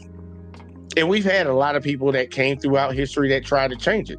MLK, Malcolm X, JFK. A lot of people have tried to change the system. Even Abraham Lincoln, to a certain extent, even though I don't think he did it for good reasons. But, he tried to change the system. We need to change it even more. It's not done. Either we're going to change it or we're going to have to go hurricane route. My way is inevitable, but we watched all the empires fall during this same motherfucking monetary system. So we're just watching it collapse. It's just like shit, let's watch it collapse and eat the popcorn, or let's start this revolution, because all these niggas talking shit. We're going to force them to go to the underground bunkers, and then I'm going to seal their ass in with some cement. They'll never get out. Stay in them bunkers, y'all, forever. Cold-blooded. I want y'all to hear Phil. I want y'all to hear Phil because we're gonna go over our 2-hour limit anyways tonight. I want y'all to hear Phil real quick, and I want y'all to hear his breakdown on it because some people might not truly understand. I know the way that I communicate sometimes. I think a different way, so it might not convey on other people. So I want Phil. I think he does a better job at actually conveying the information across. I want y'all to understand what we just listened to. Not y'all on the panel. I'm talking about y'all in the chat. Anybody that's listening. I want y'all to hear what he got to say. Hear it in its entirety. Yes, they put in the bill that they signed, and this bill is going directly to the president to open the government back up. So these 8 senators is going to get a payday the moment that President Trump signed that bill to open the government back up. Now, that is the most corrupt thing ever. It's extremely corrupt. They put it in the bill to open up the government, and they do that all the time. And you wonder why they become so rich. You wonder why. Why we talked about this so many times, how they get this job and they never leave it, and yet they become so much. And listen, this money is going to come from taxpayers. It's going to come from my taxes and your taxes. It's not coming from no private companies or anything like that. So they're taking our tax dollars instead of appropriating money to the federal workers. You know what I'm saying? Instead of taking that money and say we need to hire more air traffic controllers. No. They're worrying about paying out themselves. Like they need that kind of money anyway. You know how many people are investigated for crime? And because they was investigated for a potential crime, they can get paid for it. Every instance that they looked into their phones or whatever, that is pure corruption. Every bit of it. These people should be impeached out of their seats for this. And you understand what I'm saying? That's what I'm saying. This is straight up corruption. But if there had been a black senator did this, or a black congressman did this, they'll have to figure out a way to charge them and get them out them seats. They'll complain about it, but why aren't you bringing up investigation and corruption charges on them? Well, that's corrupt. I'm sorry, that's corrupt. There's people that get investigated all the time. Yeah, and that's part of law enforcement. They investigate. So just because they access your stuff in an investigation, you should get paid for it. Well, if that's the case, every person in the United States should get paid by their city, their state, and the government if they took your phone, investigated it, and how many times they went into it. And let's say, you didn't do anything at the end of the day, then hey, okay, you should get paid $500,000 each instance. Yeah, sue your ass. But they won't do that. That's why people are sick and tired of these people. They're too corrupt. I mean, they just being upfront with the corruption now. This is why nothing gets done. This is why these people never want to leave those seats. It's too good for the corruption. It's too good for the money. But yeah, they want to talk about African countries being corrupt. That is straight up what an African country would do. A lot of them African politicians doing things to be corrupt. But yet, them same people in Washington be calling the African country corrupt. These people are so corrupt. Y'all got to get all these people out of there just for the corruption aspect. They're way too corrupt. And these bills, let me tell you something about these bills. I don't care if that bill got 900 pages. You know what we have now? AI. AI can literally go through those bills and find everything in them. And it won't take long at all. And you use certain models, the ones that think more deeper and more reasoning, they'll really be thorough. You know what I'm saying? The American people, you start looking at these bills and they're passing, download them, put it in the chat GPT or whatever you're using. But the higher models, though, the ones that's going to think and reason a little bit more, and look for that corruption in these bills and start bringing this out to the American people. Say, hey, look, in this page, they're doing this for this company. In this page, they're doing this for that company. It's a lot of, they always talk about waste, fraud, and abuse. A lot of waste, fraud, and abuse is happening by these senators and these other Congress people. Like I said, all of them need to go. It's not just one of them. All of them need to go, and they need to start from scratch. Let's start from scratch. But like I said, the black ones could never get away with it. Never. And we all know this. They will never get away with it. But y'all let me know what y'all think about that. Do you want your tax dollars going to this? Out of all the issues that's going on, these people are benefiting, getting paid off of this shutdown. That's just beyond me. That's beyond me. And I think the people in America need to be raised in hell about them, need to be thrown out of the Senate. All 8 of them need to be thrown out. Those Republicans that did that, they need to be thrown out.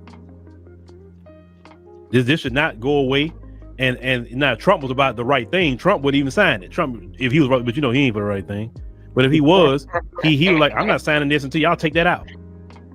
But Trump's not gonna do that. You know how that is. But let me know what y'all think about that.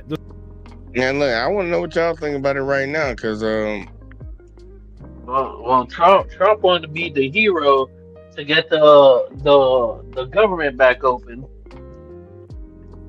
because that's a better look in the long run.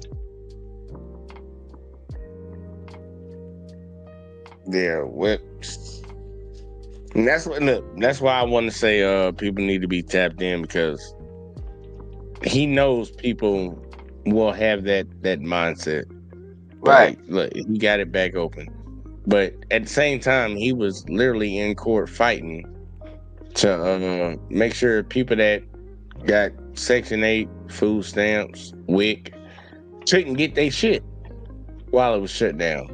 Like, he was advocating for that when we got money in goddamn escrow sitting there for this exact situation. He's part of the party that wrote that shit into the bill to get the government open. Like, okay, y'all, like, that's why I say Democrats are fucking stupid, bro. Like, these bitches, they some dumb motherfuckers, bro. They have no backbone, and it shows you that all these years I've been saying they two sides of the same coin. Like, it just gets proven more and more and more each day. You had the wings of the same bird. Yep. Yeah, like, for real. It's like, dude, y'all signed off on that shit. Y'all didn't get nothing but a so-called promise. Bitch, what's the value of a promise from a liar? Right. What's the Let's pull the value of it? emotional heartstrings, y'all. Let's use our tactics we've been using for over 45 years. Pull the emotional heartstrings. Dude, I sat right in my dad's face and told him, and I know he's a federal worker. I was like, dude, I want them to keep this bitch shut down. If that's the narrative that y'all want to go with, that the Democrats are keeping it shut down, I want them to keep it shut down. Because I know what's about to fucking happen in January, December, late December and early January. I know what's about to happen to a lot of people. And I'm not cool with that. But these fuckers don't give a fuck. And regardless of what they believe, Democrats have more money on average. Like, the average Democrat has more money than Republicans. Most Republicans are on government subsidies. They're on Medicaid. No, they're on Obamacare. They're about to find out. So all you're going to do is hurt your own constituents, thinking that, and they're so stupid that they think they're sticking it to the people on the left. It's like, bro, it's death from within. Like, bro, it's like y'all are your own cancer. These are white people problems. White people fighting white people, and you're gonna kill this country from the inside because of y'all selves. You started off on a bad note, and you're gonna end off on a bad note. Just throwing it out there for you. It's like all empires crumbled in the system. It's like it's the same bullshit. And they don't even fucking empires. Oh, make sure we say that right, Hurricane. Right, their empires. Yep. Yeah, their empires. Just how their empires fall. It's like they don't understand. Or maybe there's some motherfucking reptilian at the top that's pulling the strings of everything. Like, yes, let's play both sides of the chessboard real quick. But that's a real crazy conspiracy, y'all. Don't mind me. but real shit, people are just fucking stupid. It's fucking stupid. And it's all about design. And I want you to look. If you think that was stupid, do either one of y'all know who Megyn Kelly is? Yeah, that's the white reptilian bitch that be on was it Fox or MSNBC? And I forgot. I think she was on MSNBC too. I think she did her rounds. I think she did her rounds on TV. She was the one who said Santa is white and Jesus is white. She was that lady. Yeah, I think that's what she's most. Well, hell, at least that's what I know it for. Look, Santa can be white, bitch. I don't give a fuck about that. But Jesus was. Right, because they ain't come to the projects, nigga, because I was struggling all about, like, that nigga ain't come down my chimney, nigga. I'm like Roddy from the Boondocks. Like, nigga, fuck that nigga. He gonna pay what he owe. Like, real shit. Dear Santa, you a bitch ass nigga. If y'all think that what that, like, and that shit right there is just egregious when it comes to, like, the finances of us as Americans. and the corruption that we see in our federal government. But I want you to understand how we even got to that point. Like we already showed how the corruption shit works and how they change the name of things and keep doing the same game plan.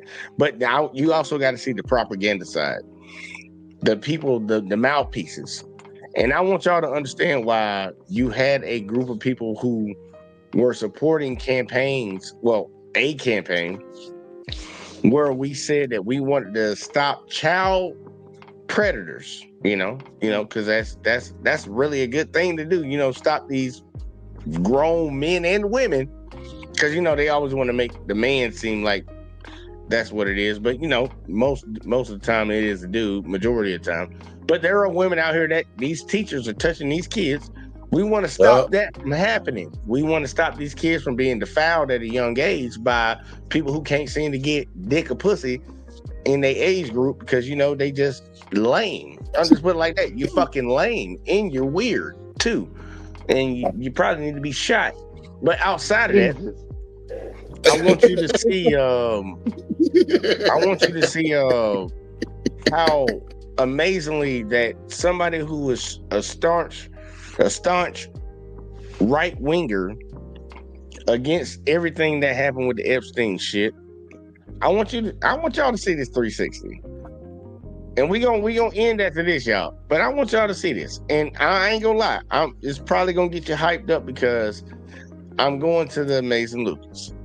I need to stop calling him the Amazing Lucas. Oh my goodness. I just don't even feel right every time Oh my goodness.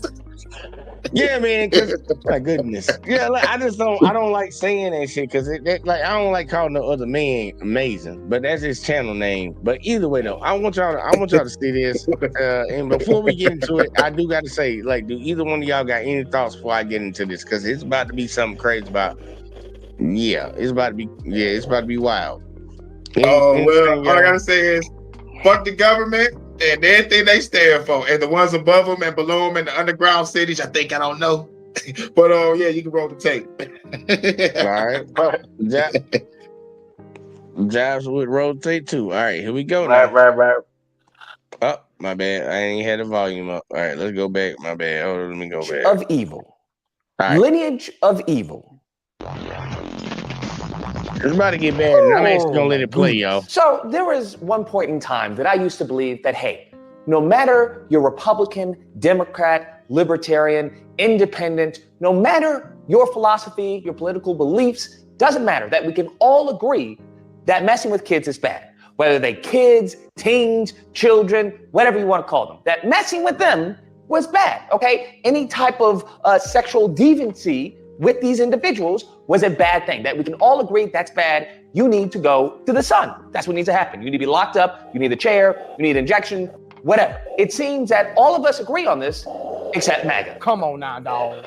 I don't know what to tell you, but this is a surefire way to know that you're in a cult. If you happen to be on the side where you're trying to run obstacle for, or you're trying to explain when it comes to someone messing with kids, you may be in a cult. I don't know what to tell you. Or you are just completely morally bankrupt. But it really goes to show that Trump was actually right when it comes to his support. How he's talking about how he can shoot someone in the middle of the day and he wouldn't lose a single vote. They say, I have the most loyal people. Did you ever see that?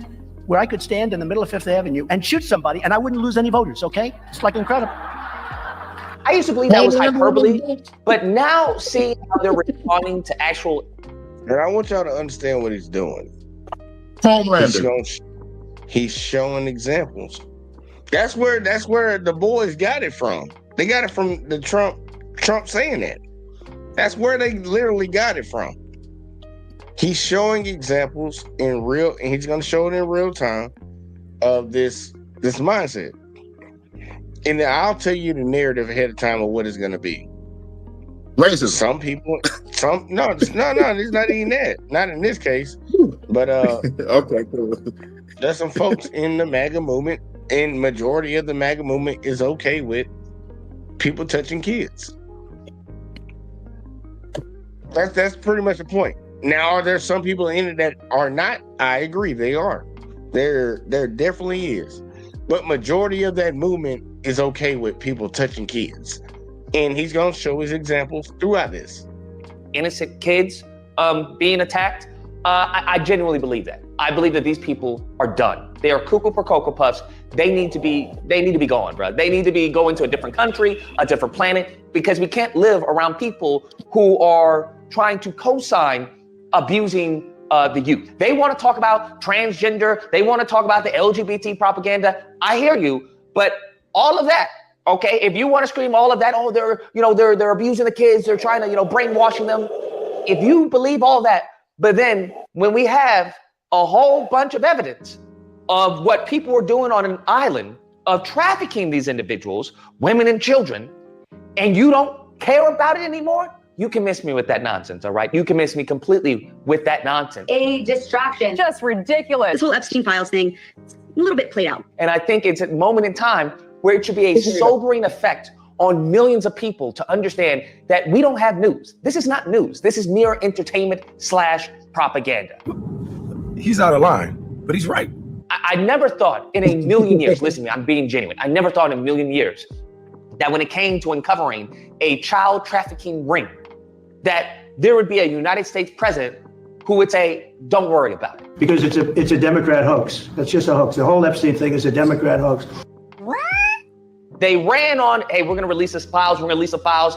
Dan Bongino, freaking Cash Patel. Oh, we're going to get to the bottom of this. We know that that's not what happened to Epstein.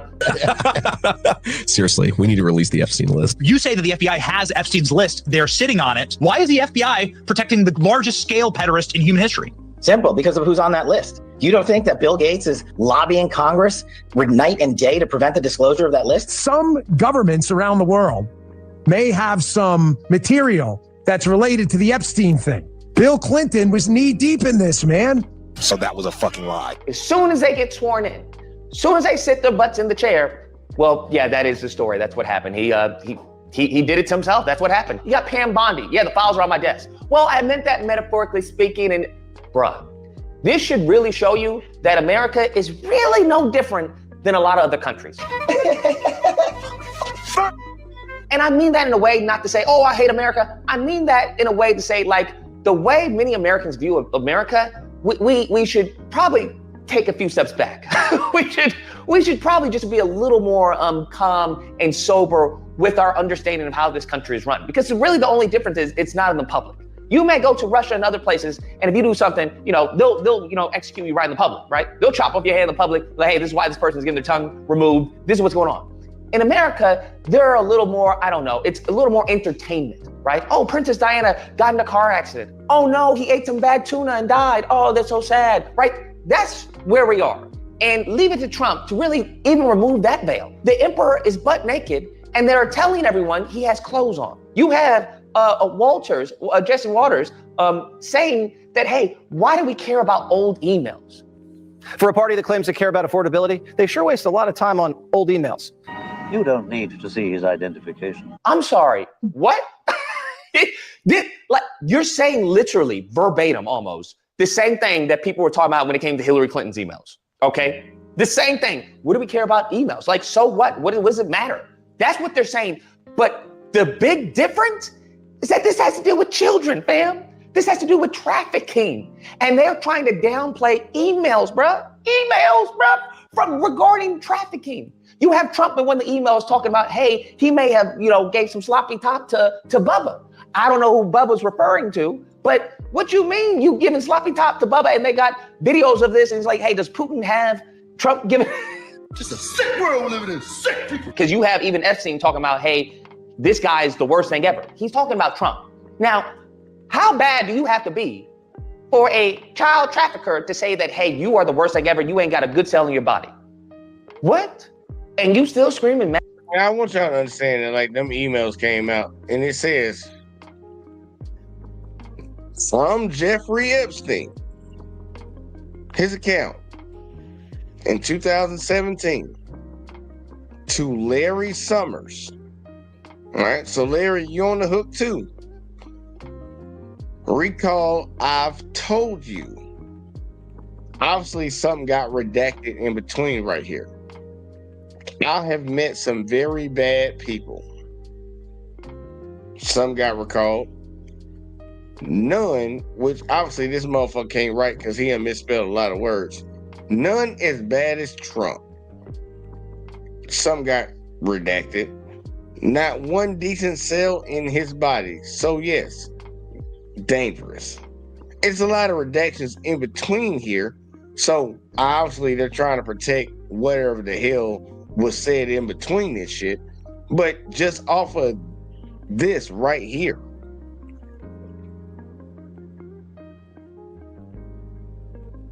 You don't think he's a good person. And he's the guy that was trafficking children. The guy that traffics children doesn't think the guy that happens just to be around him is, he don't think he's a good person. It's like, shit, he's a really bad person. It's like, dude, you know what you're doing, right? And you still think that he's a bad person. Okay. But, either way, though, neither here nor there. Because I know a lot of people didn't pause the video and read that shit when Lucas put it out there. You are the worst thing ever. You ain't got a good cell in your body. What? And you still screaming MAGA? Huh? You know what?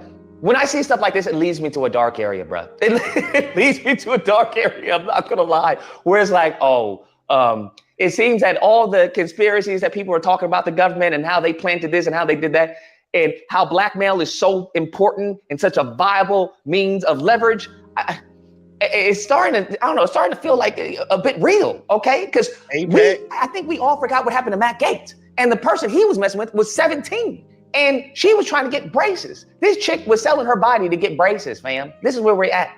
And you saw the cover they tried to do for Matt Gaetz. When I think about all this trafficking, okay, when I think about the Epstein and everything, you can't tell me. Oh, yeah, we really can't forget about that Matt Gaetz shit. Y'all notice how that just went away? We all, like that Matt Gaetz stuff, like, dude, they had his Cash App payments and everything. They was having Senate hearings, and then as soon as he stepped down, it was like, oh, we'll just let it go. Why do you think so many people are okay with just letting it go? We had his Cash App payments. Like, we had his Cash App payments. Guilty. That nigga is guilty. Got the rope right here. Yeah, I'm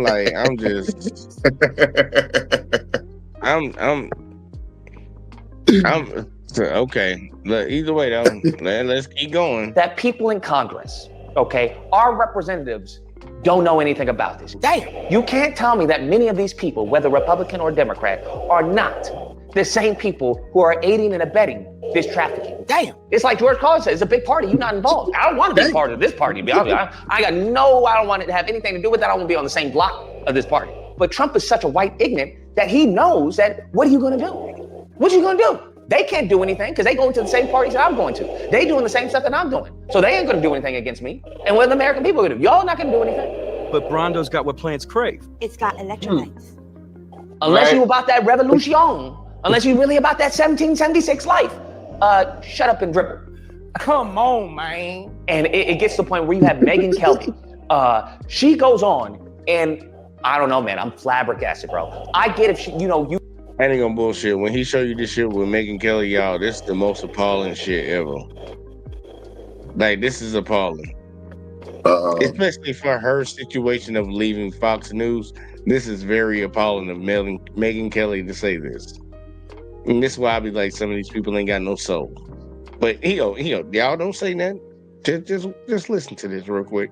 Want to, rub elbows with Tucker Carlson and Candace Owens and the conspiracy and they got Charlie Kirk. I get that, right? It's all for clicks. It's all for money at the end of the day. Money makes the world go round. But to the point where you're trying to downplay Epstein, because that's exactly what she did. She tried to say, oh, well, I have on good authority. I have people who know all about the case, not everything, but a good chunk. As for Epstein, I've said this before, but just as a reminder, I do know somebody very, very close to this case who is in a position to know virtually everything. Not everything, but virtually everything. What can anyone say to her once she says, well, I know somebody who knows about the case? You can't ask her for a source, right? Well, who are your sources? She's not going to tell you who your source is. And you can't deny that, well, you don't know these people. Who are you to say that, right? Who are you? She's Megyn Kelly. You can't tell her what she knows, who she knows, and who she doesn't know. So she's already set herself up in a position where you can't dispute what she's saying. It's a similar tactic that Candace Owens goes and does all the time. Well, I know, I have it on good account from people from TPUSA, and yet regardless, she goes on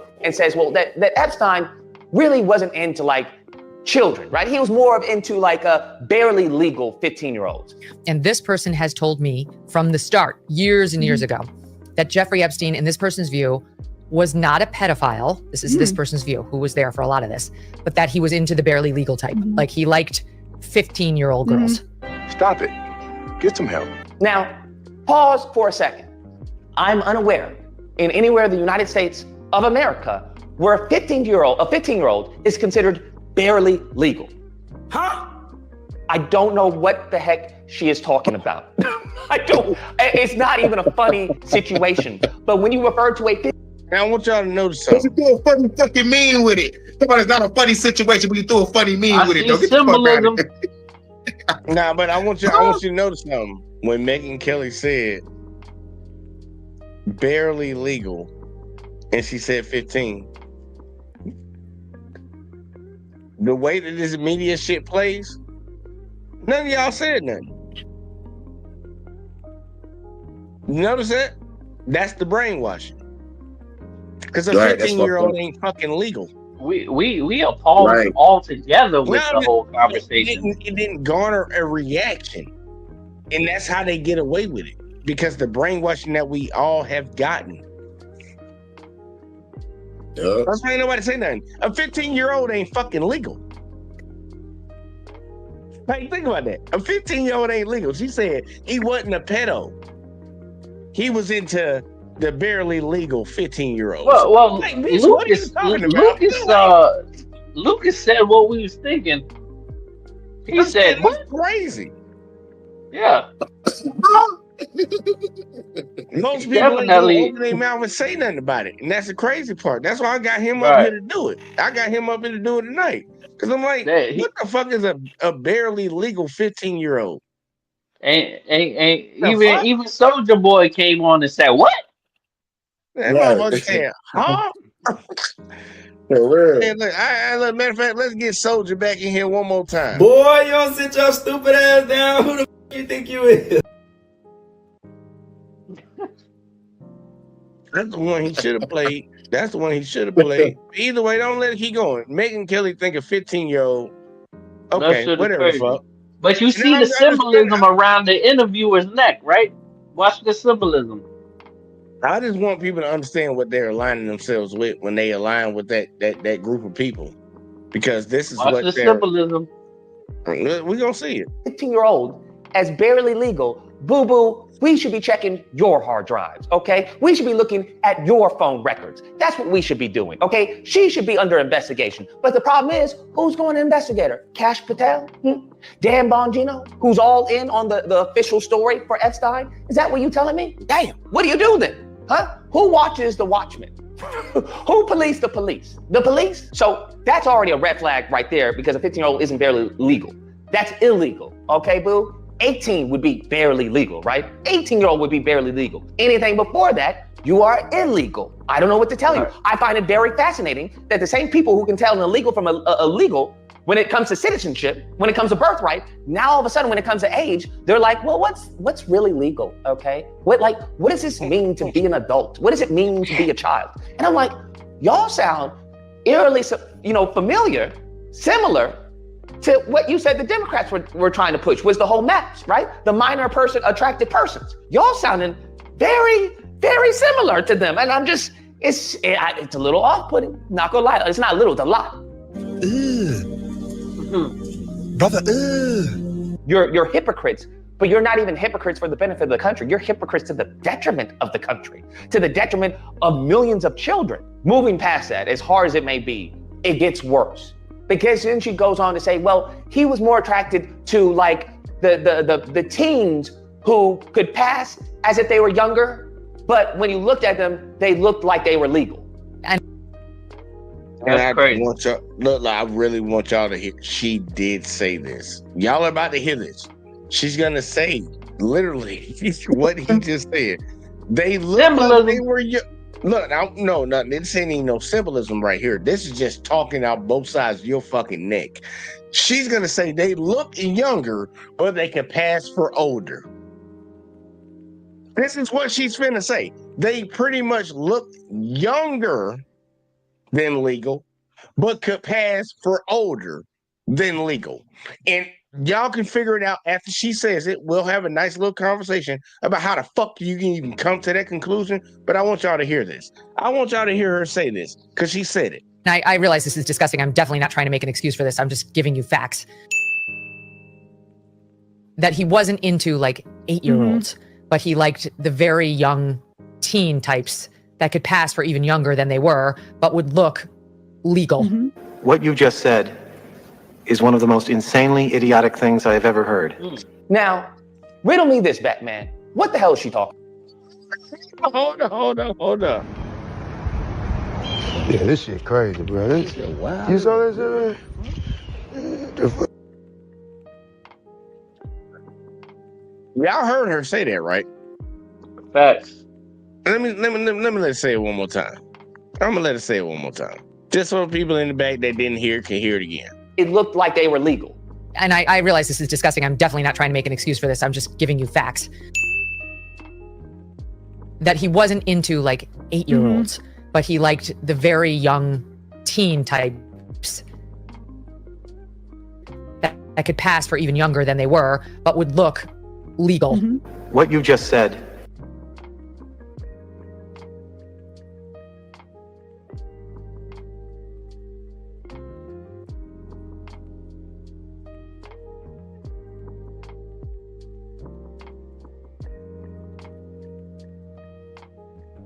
Well, he wants, but they look, it's not a teen, but can also pass as legal.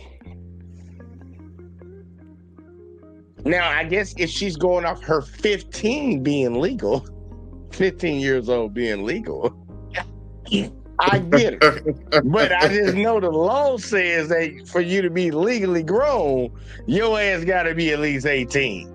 So I don't know what the fuck you're talking about. I don't know how they could look.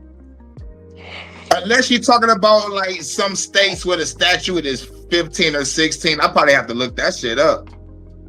Yeah, like, if she's talking about married, but she only ever brought up 15 though. You can't get married in the United States at 15. Even with parent consent. It's gotta be 16, I think. Could be wrong, but damn. Like, what the fuck are you marrying a 15-year-old for? Like, just think about the mindset of somebody, like maybe in the Amish community or some shit like that. Maybe, you know, them deep, super white Catholicism, you know, communities, you know, that Andrew was trying to fucking say were so fucking great the other day. I don't know. But, like, they weren't 8, but they were a teen, but they passed for younger, but they also passed for older. Like, bitch, what the fuck are you talking about? How can they pass for younger and older at the same time? That doesn't even make no sense. is one of the most insanely idiotic things I have ever heard. Now, riddle me this, Batman. What the hell is she talking about? What is she talking about, man? We need to put a hat on her with a question mark because she is a new Riddler. Because that makes no damn sense. So let me get this straight. Barely legal, which doesn't even make sense to begin with, because you're talking about a 15-year-old. So a 15-year-old who looks younger, right? They look younger. The very young teen types that could pass for even younger than they were. But you're saying they can pass as an adult? They can pass? But would look legal to a passerby. How does that work? How are you a child that looks to be an even younger child, but from other people, you look like you're illegal? It doesn't even make any sense. What she's saying doesn't even make any sense. They're just, and the lady next to her, she got a whole Star of David on going, Not one point in time did you say, Megan, can I interject for a second? I don't think that's what you need to say, right? I think you probably have misspoke, right? Nothing. She's just co-signing, And then they tried to joke about Pam Bondi. And it's like, you're trying to discredit Pam Bondi, not about releasing the Epstein files, but you're trying to discredit Pam Bondi to run cover for Epstein. That's what she was doing. She was trying to say, well, Pam Bondi, said that, he did this and that. And, I can't trust Pam Bondi. And it wasn't until we heard from Pam Bondi that they had tens of thousands of videos that for the first time I thought, oh, no, he was an actual pedophile. I mean, only a pedophile gets off like on... She snort cocaine, bro. I ain't gonna hold you, man. Looking at Megyn Kelly right now, bro, she looked like she snort cocaine. Because I remember what that hoe used to look like.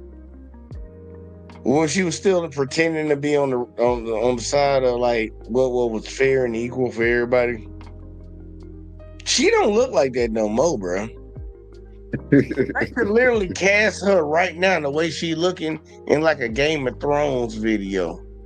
And I can picture her being back there in that time. I can really picture that. And I fuck with Game of Thrones. Viking outfit on, what? With a Viking outfit on with a barbarian sword and shit. I know. Yes, my lord. I got her as I ain't gonna lie, I have her as one of those little the castle wenches.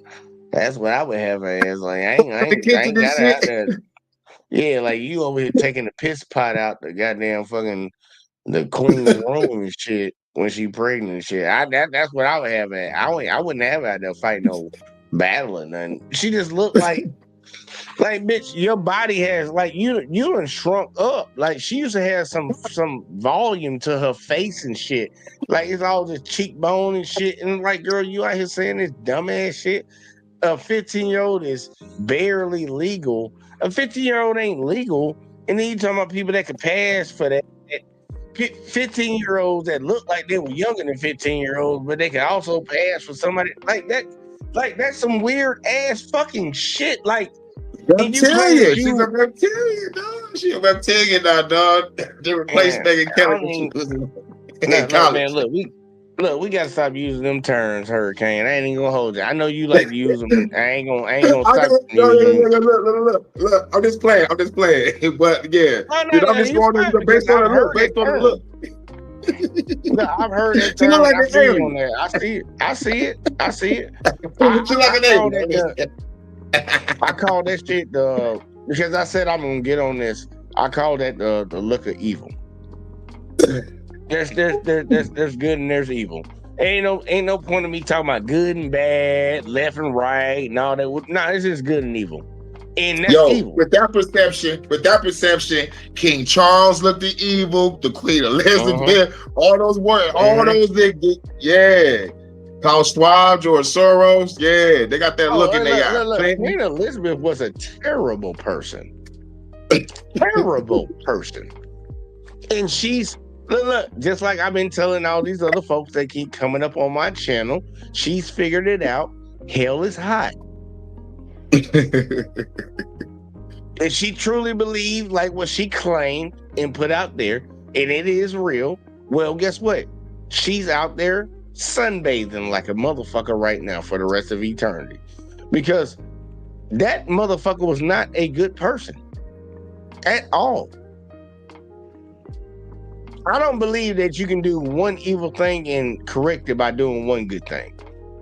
I don't believe that's the equation.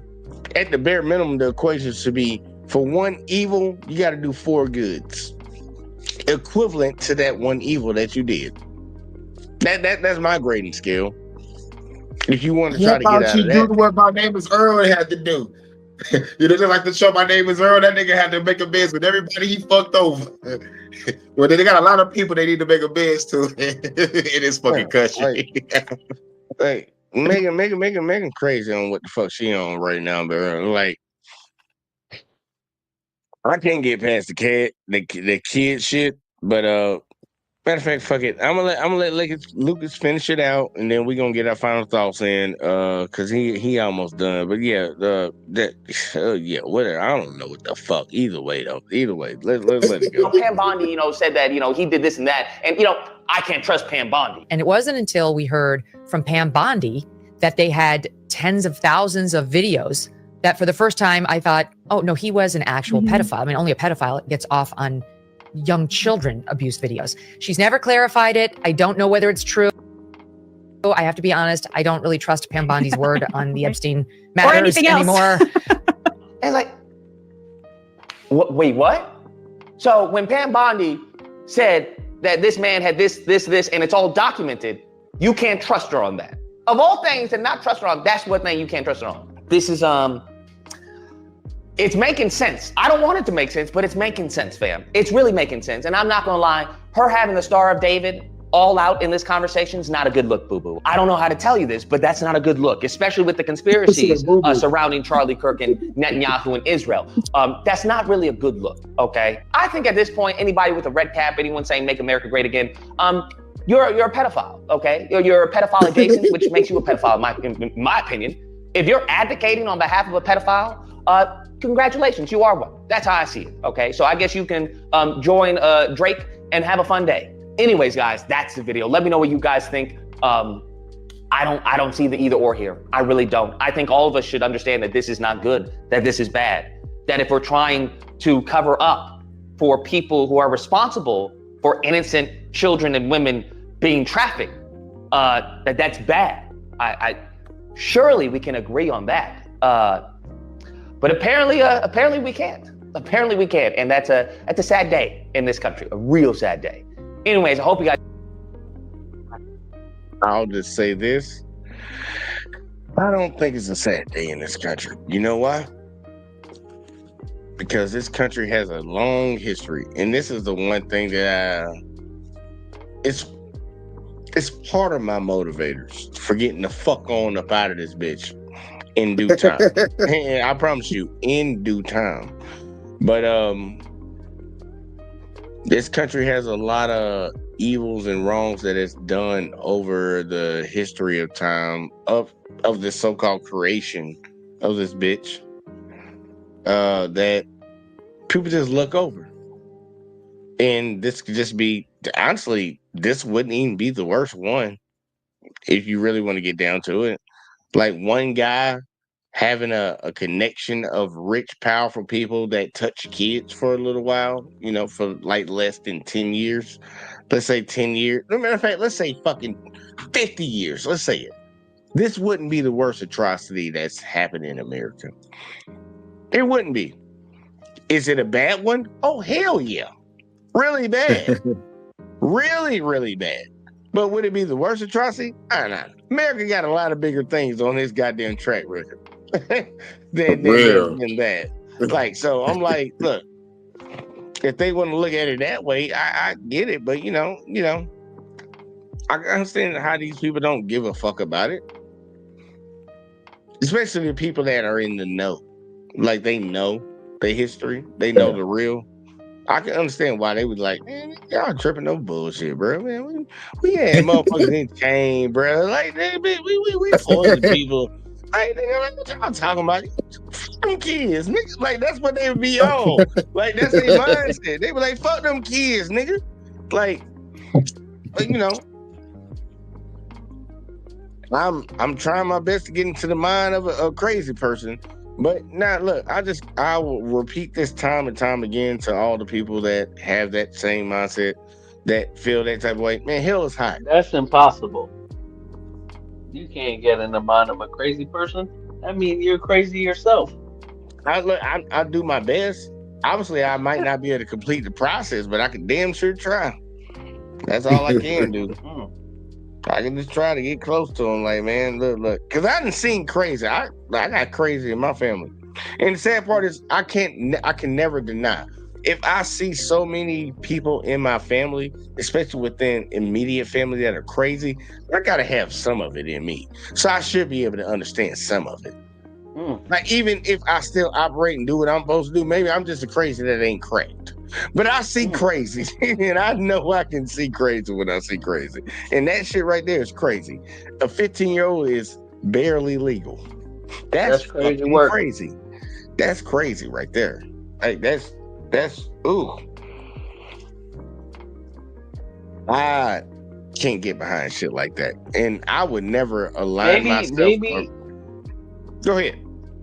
Definitely not in the West. There are certain nations in the world that they think that young women that are of period age are women, but not in the West. Not in the West. It is in the job. You can marry a 16-year-old in America. I think it's some states. I think like Toledo was one, or somewhere in the Midwest. Some other places. You can marry all over. You can marry 16-year-olds in multiple states in America right now. Yep.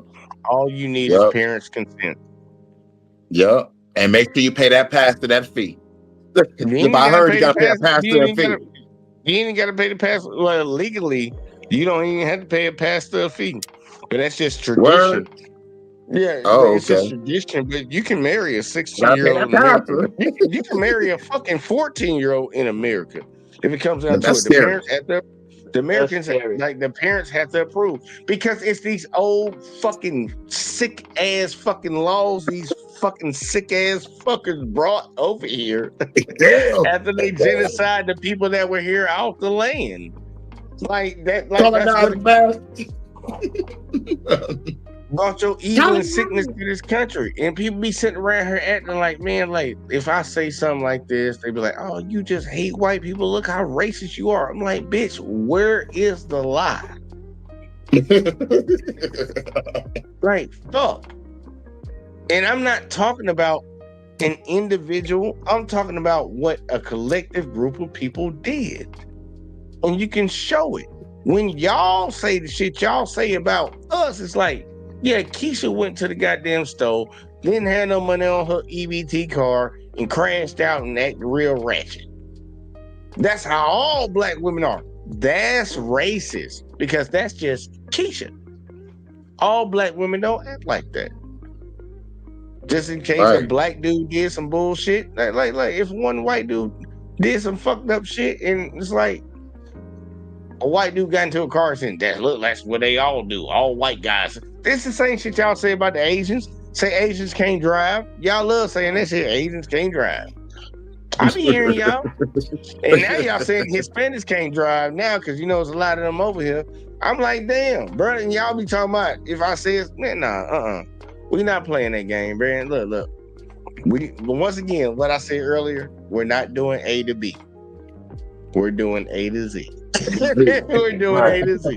We're not just surface level thinking around this bitch, because it all sounds good in the very beginning, but then it's like when you break it down, it's like it's the same argument I said before.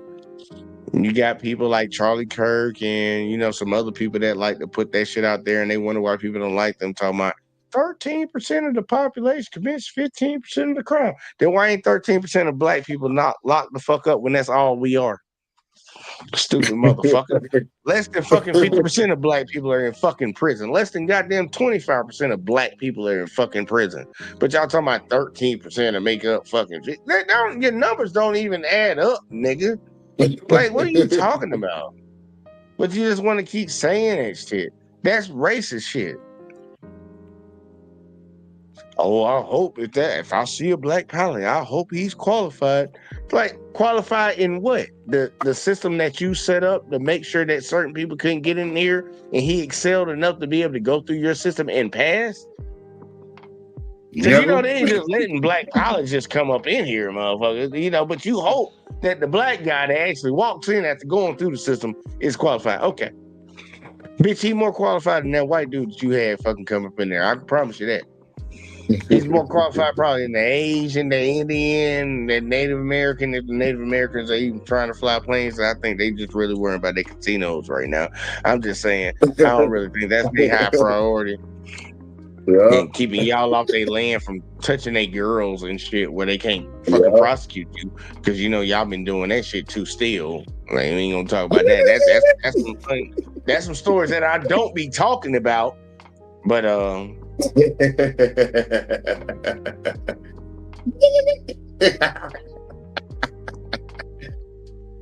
it's amazing how the jet is running the goddamn fucking court. Because the sad part, we should be sitting at the front of the court and governing it, but we have the jester running it. Right. He's playing games, jumping around like this with a cane. The inmates have ran the asylum, dog. The inmates ran the asylum now. We are at Arkham Asylum and Joker is running this bitch, dog. We got to be like Batman and try to escape. Nah, the sad part is Batman running the goddamn asylum. We need to be like Joker, and we need to try to escape because Joker actually was right. Heath Ledger was right. Oh yeah, he was right. Hey yo, I was talking about the Arkham game. My bad for the Arkham game analogy, yo. My bad. But like the movie was the shit. Yes, Joker was right. Yeah, hell yeah. This shit just blows my mind with it when it all refers, like when it all comes down full circle. I'm just like, I want people to really pay attention. Like, look, I tried to make this video a little bit of informational. Now I understand that it was kind of based off of my bias on shit, and I know people might not agree with my bias, and by all means, you don't have to. This is just the way that this is my worldview. This is how I view it. And that's just based off of what I've experienced throughout life, going to all these different countries and shit, and dealing with different people all around from different states and shit. And this is my view of it. And I see other people like Lucas and other folks that see it a similar way, even though we vary on certain topics.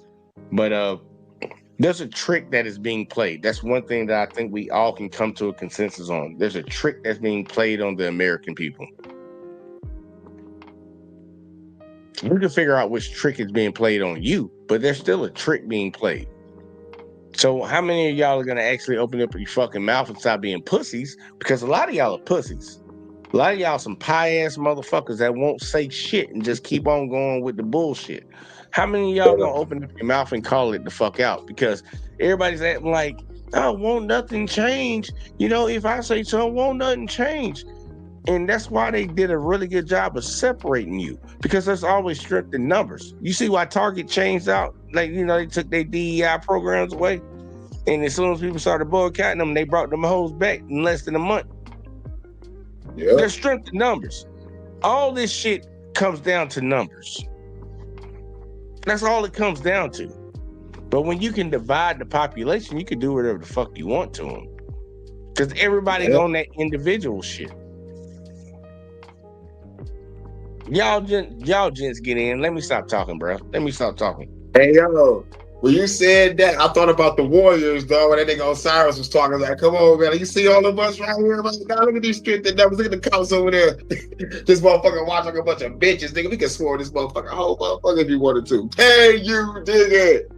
Nigga, y'all some bad pussies, dog. I called it out of my new music and shit. Look, people need to truly understand this. And I'm talking about a philosophical type shit. Like, look, there's always strength in numbers. That is your greatest strength. But I also want you to understand, and this is not me advocating for nothing. I don't want nobody to misconstrue what the fuck I'm saying. I'm just giving a yin to a fucking yang. That's all I'm doing, giving a yin to a yang. Regardless of how many people you have, how many people you have on your side, you have to be willing to fight for it. You have to. That's all I'm saying. You have to. I'm not advocating for violence, but you got it. It has to be on the table. It has to be. Because you be like, yeah, we got a whole bunch of y'all, and y'all not gonna do this to us. And it's like, if you're willing to fight for it, bitch, then you just over there for no reason. You just pretty much just standing targets. Yeah. And when you want to see the change, you need to be the change that you want to see. And then you need to try to push that towards other people. I've been trying to do that for the longest, being on here. And I done got to the point now, it's like, look, man, I'm gonna be honest with y'all. I'm getting the fuck on, bro. I'm gone, man. The brother the Philippines. Bro, I'm gone. I don't give no fuck about none of that shit that nobody else is talking about, bro. I'm getting the fuck on. I'm going here and mind my own motherfucking business, bro. I'm being dead ass serious. I'ma still put out the content that I put out, and I'ma still fucking try to advocate for the things that I believe in. But I promise you, I'm gonna get my ass out the way. I literally be like, oh, you want to fuck with him? Okay, well, guess what? Let me step to the side. Go ahead.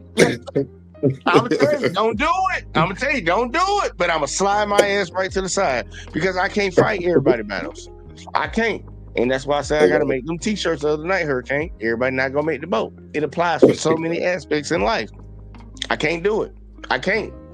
I got too many people dependent on me. I can't. I'm gonna slide to the side and fucking and do what you gonna do. Cause some people look, people are not gonna make this fucking boat. There are a lot of people that are not gonna make it there.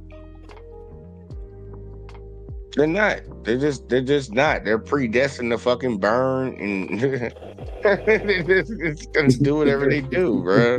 It is what it is, man. All I can do is try to do what I can do. That's why I laugh at people like, you ain't out there speaking to the people in the public. No, I'm not, because I'm speaking to the people online. Nigga, you go speak to the people in public, nigga. Just like you ain't the nigga, you speaking to the people in public, but you ain't the nigga out there feeding them people in public. Bitch, why ain't you feeding them in public? Because you the nigga out there speaking into them in public. Like, bitch, we all got our role to play. Yep. Right now, I'm the minister of information. But when I leave YouTube, when I leave, it's gonna be a wrap. It's gonna be a whole bunch of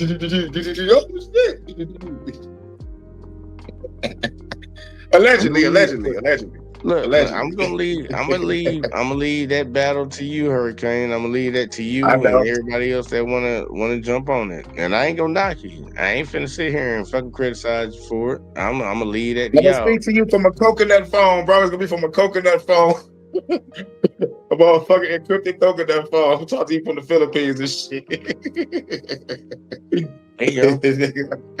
I ain't gonna knock that. I ain't gonna knock it. Do we still got my boy Jive up in here? Is Jive still up in here? Yeah, we up in here, boy. All right, give me your thoughts on this. I gotta take a piss real quick, like, so go ahead. Y'all gotta talk for a second. All right. Well, yeah, this whole event, this whole live was very informative. It opened up your perspective. It should open up your perspective as to the jewels we've been dropping.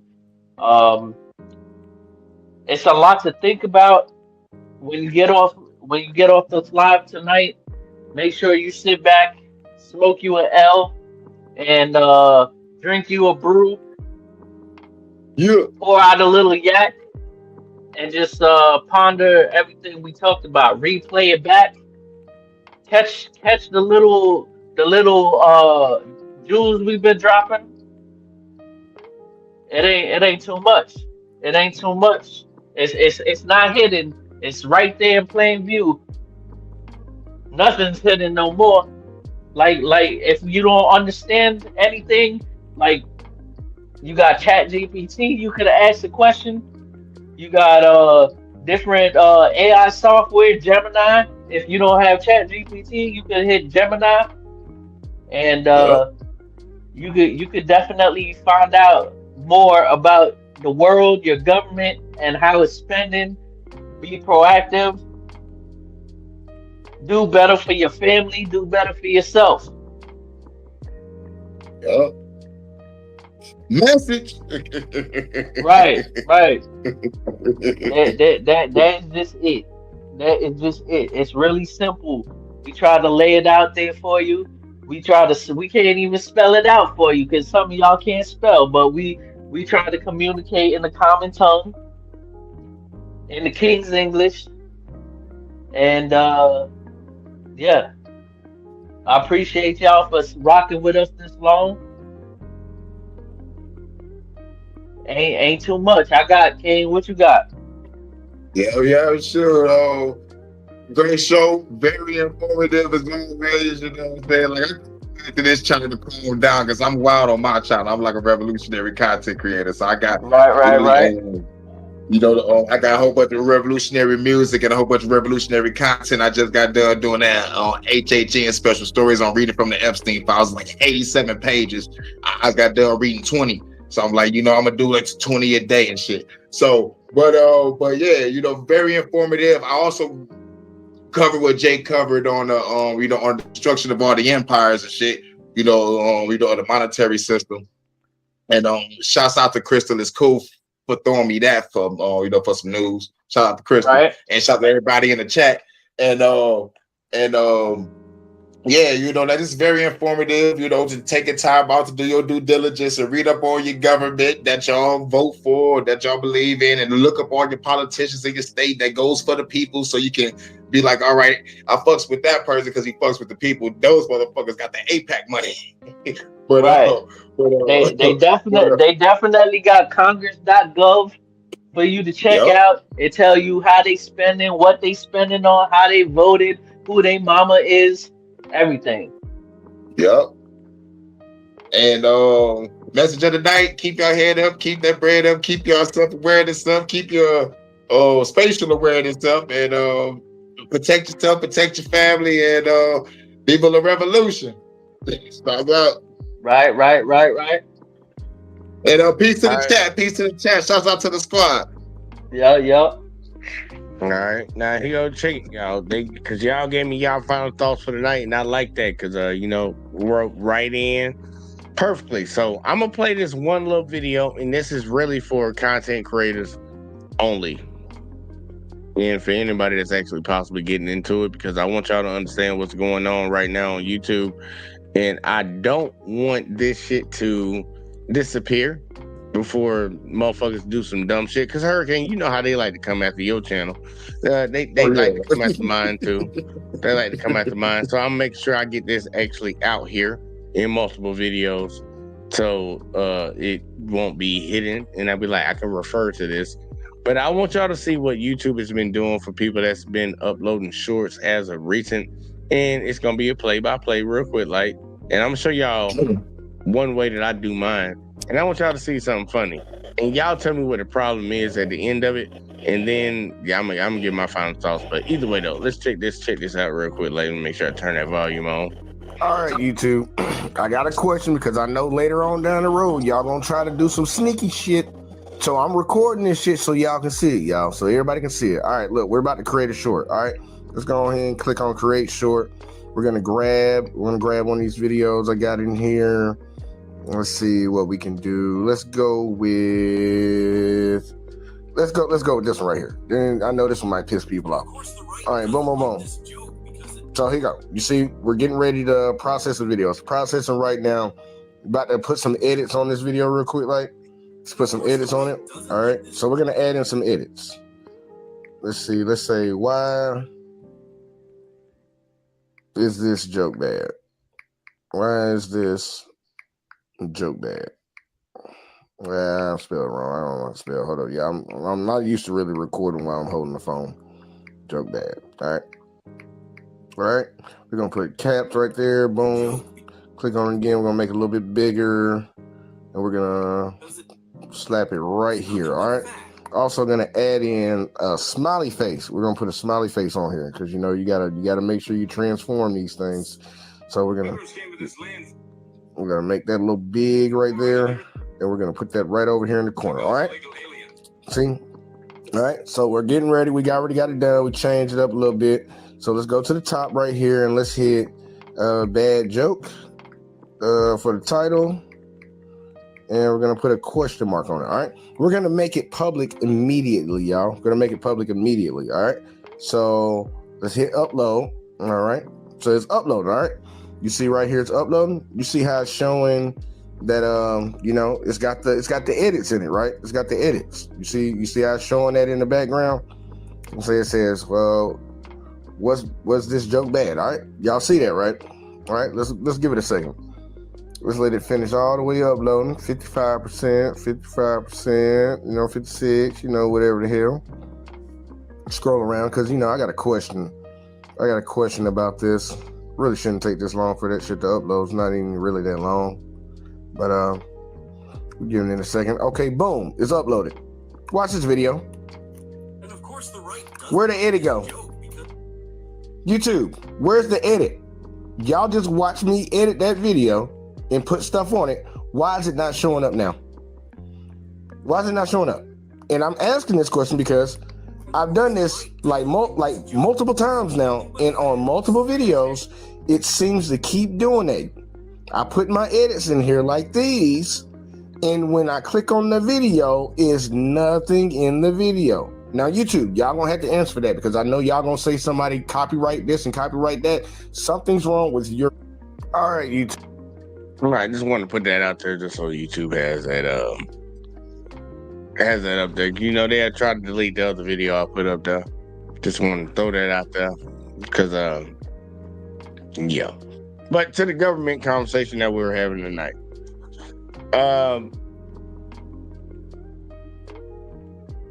I'm really kind of getting on that passive shit because I know I'm about to get the fuck on away from here and I ain't finna have to deal with it. But like for the folk, like here, let's act like I'm gonna stay here. We have to stop being so engaged into our own personal lives and actually start caring about other people. And I think that's the biggest problem in America right now. I think, especially when it comes to like the right, they feel more about taking away from people, and then the people on the left are more about just care about what we got going on, when we need to be actually in the mindset of caring about what everybody has going on, because that's how we can address everybody's shit. But anytime there's any division, there's always going to be conflict in between to stop one group from doing something because they feel like it's taking something away from their group.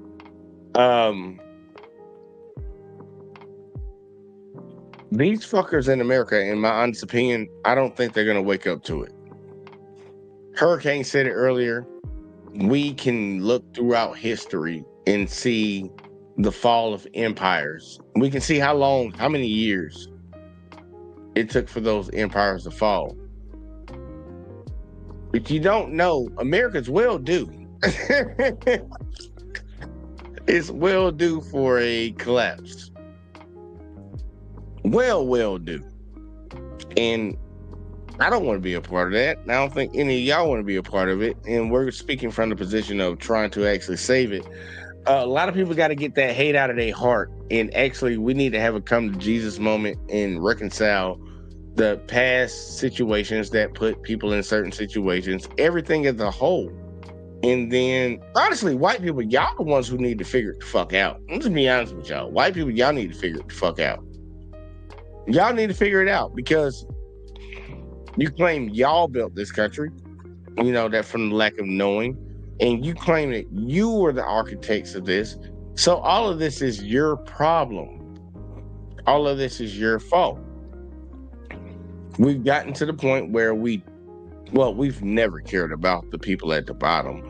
We've always been about the people who had the power. That's how this country was always built. And we need to get away from that. I know they say socialism is so bad. Communism is so bad. Well, let's look at all the results of capitalism. Has it been great? Because they talk about America being the richest nation in the world. Are you rich? I be laughing when people be like claiming. It's like you claiming my football team won the Super Bowl. Okay, nigga, what the fuck did that do for you? You didn't benefit nothing from that. But I bet money you bought the jersey. You probably bought a ticket to go to a game. The fuck did that do for you? Same thing with America. Motherfucker be repping the flag and buying fucking fireworks and shit. Like, bitch, you own Section 8, nigga. Like, and I'm not talking about black people, y'all. I'm not talking about black people. Dave Chappelle. Yeah, I'm really trying to tell you, I'm not talking about the black people. I'm talking about the white folks right now. Like I really am. I want white people to know I'm talking about y'all because I lived around y'all that be on shit. I know more people that are white that use Section 8 and food stamps and are on Medicaid and Medicare than I know that are black people. And I'm black. I'm just being honest with you. That's why I always laughed at it when people said that shit. Yeah. And when you look at the raw numbers, because I know somebody gonna come out here, per capita. Y'all are more on this shit. And honestly, what is your excuse for being on it compared to black people?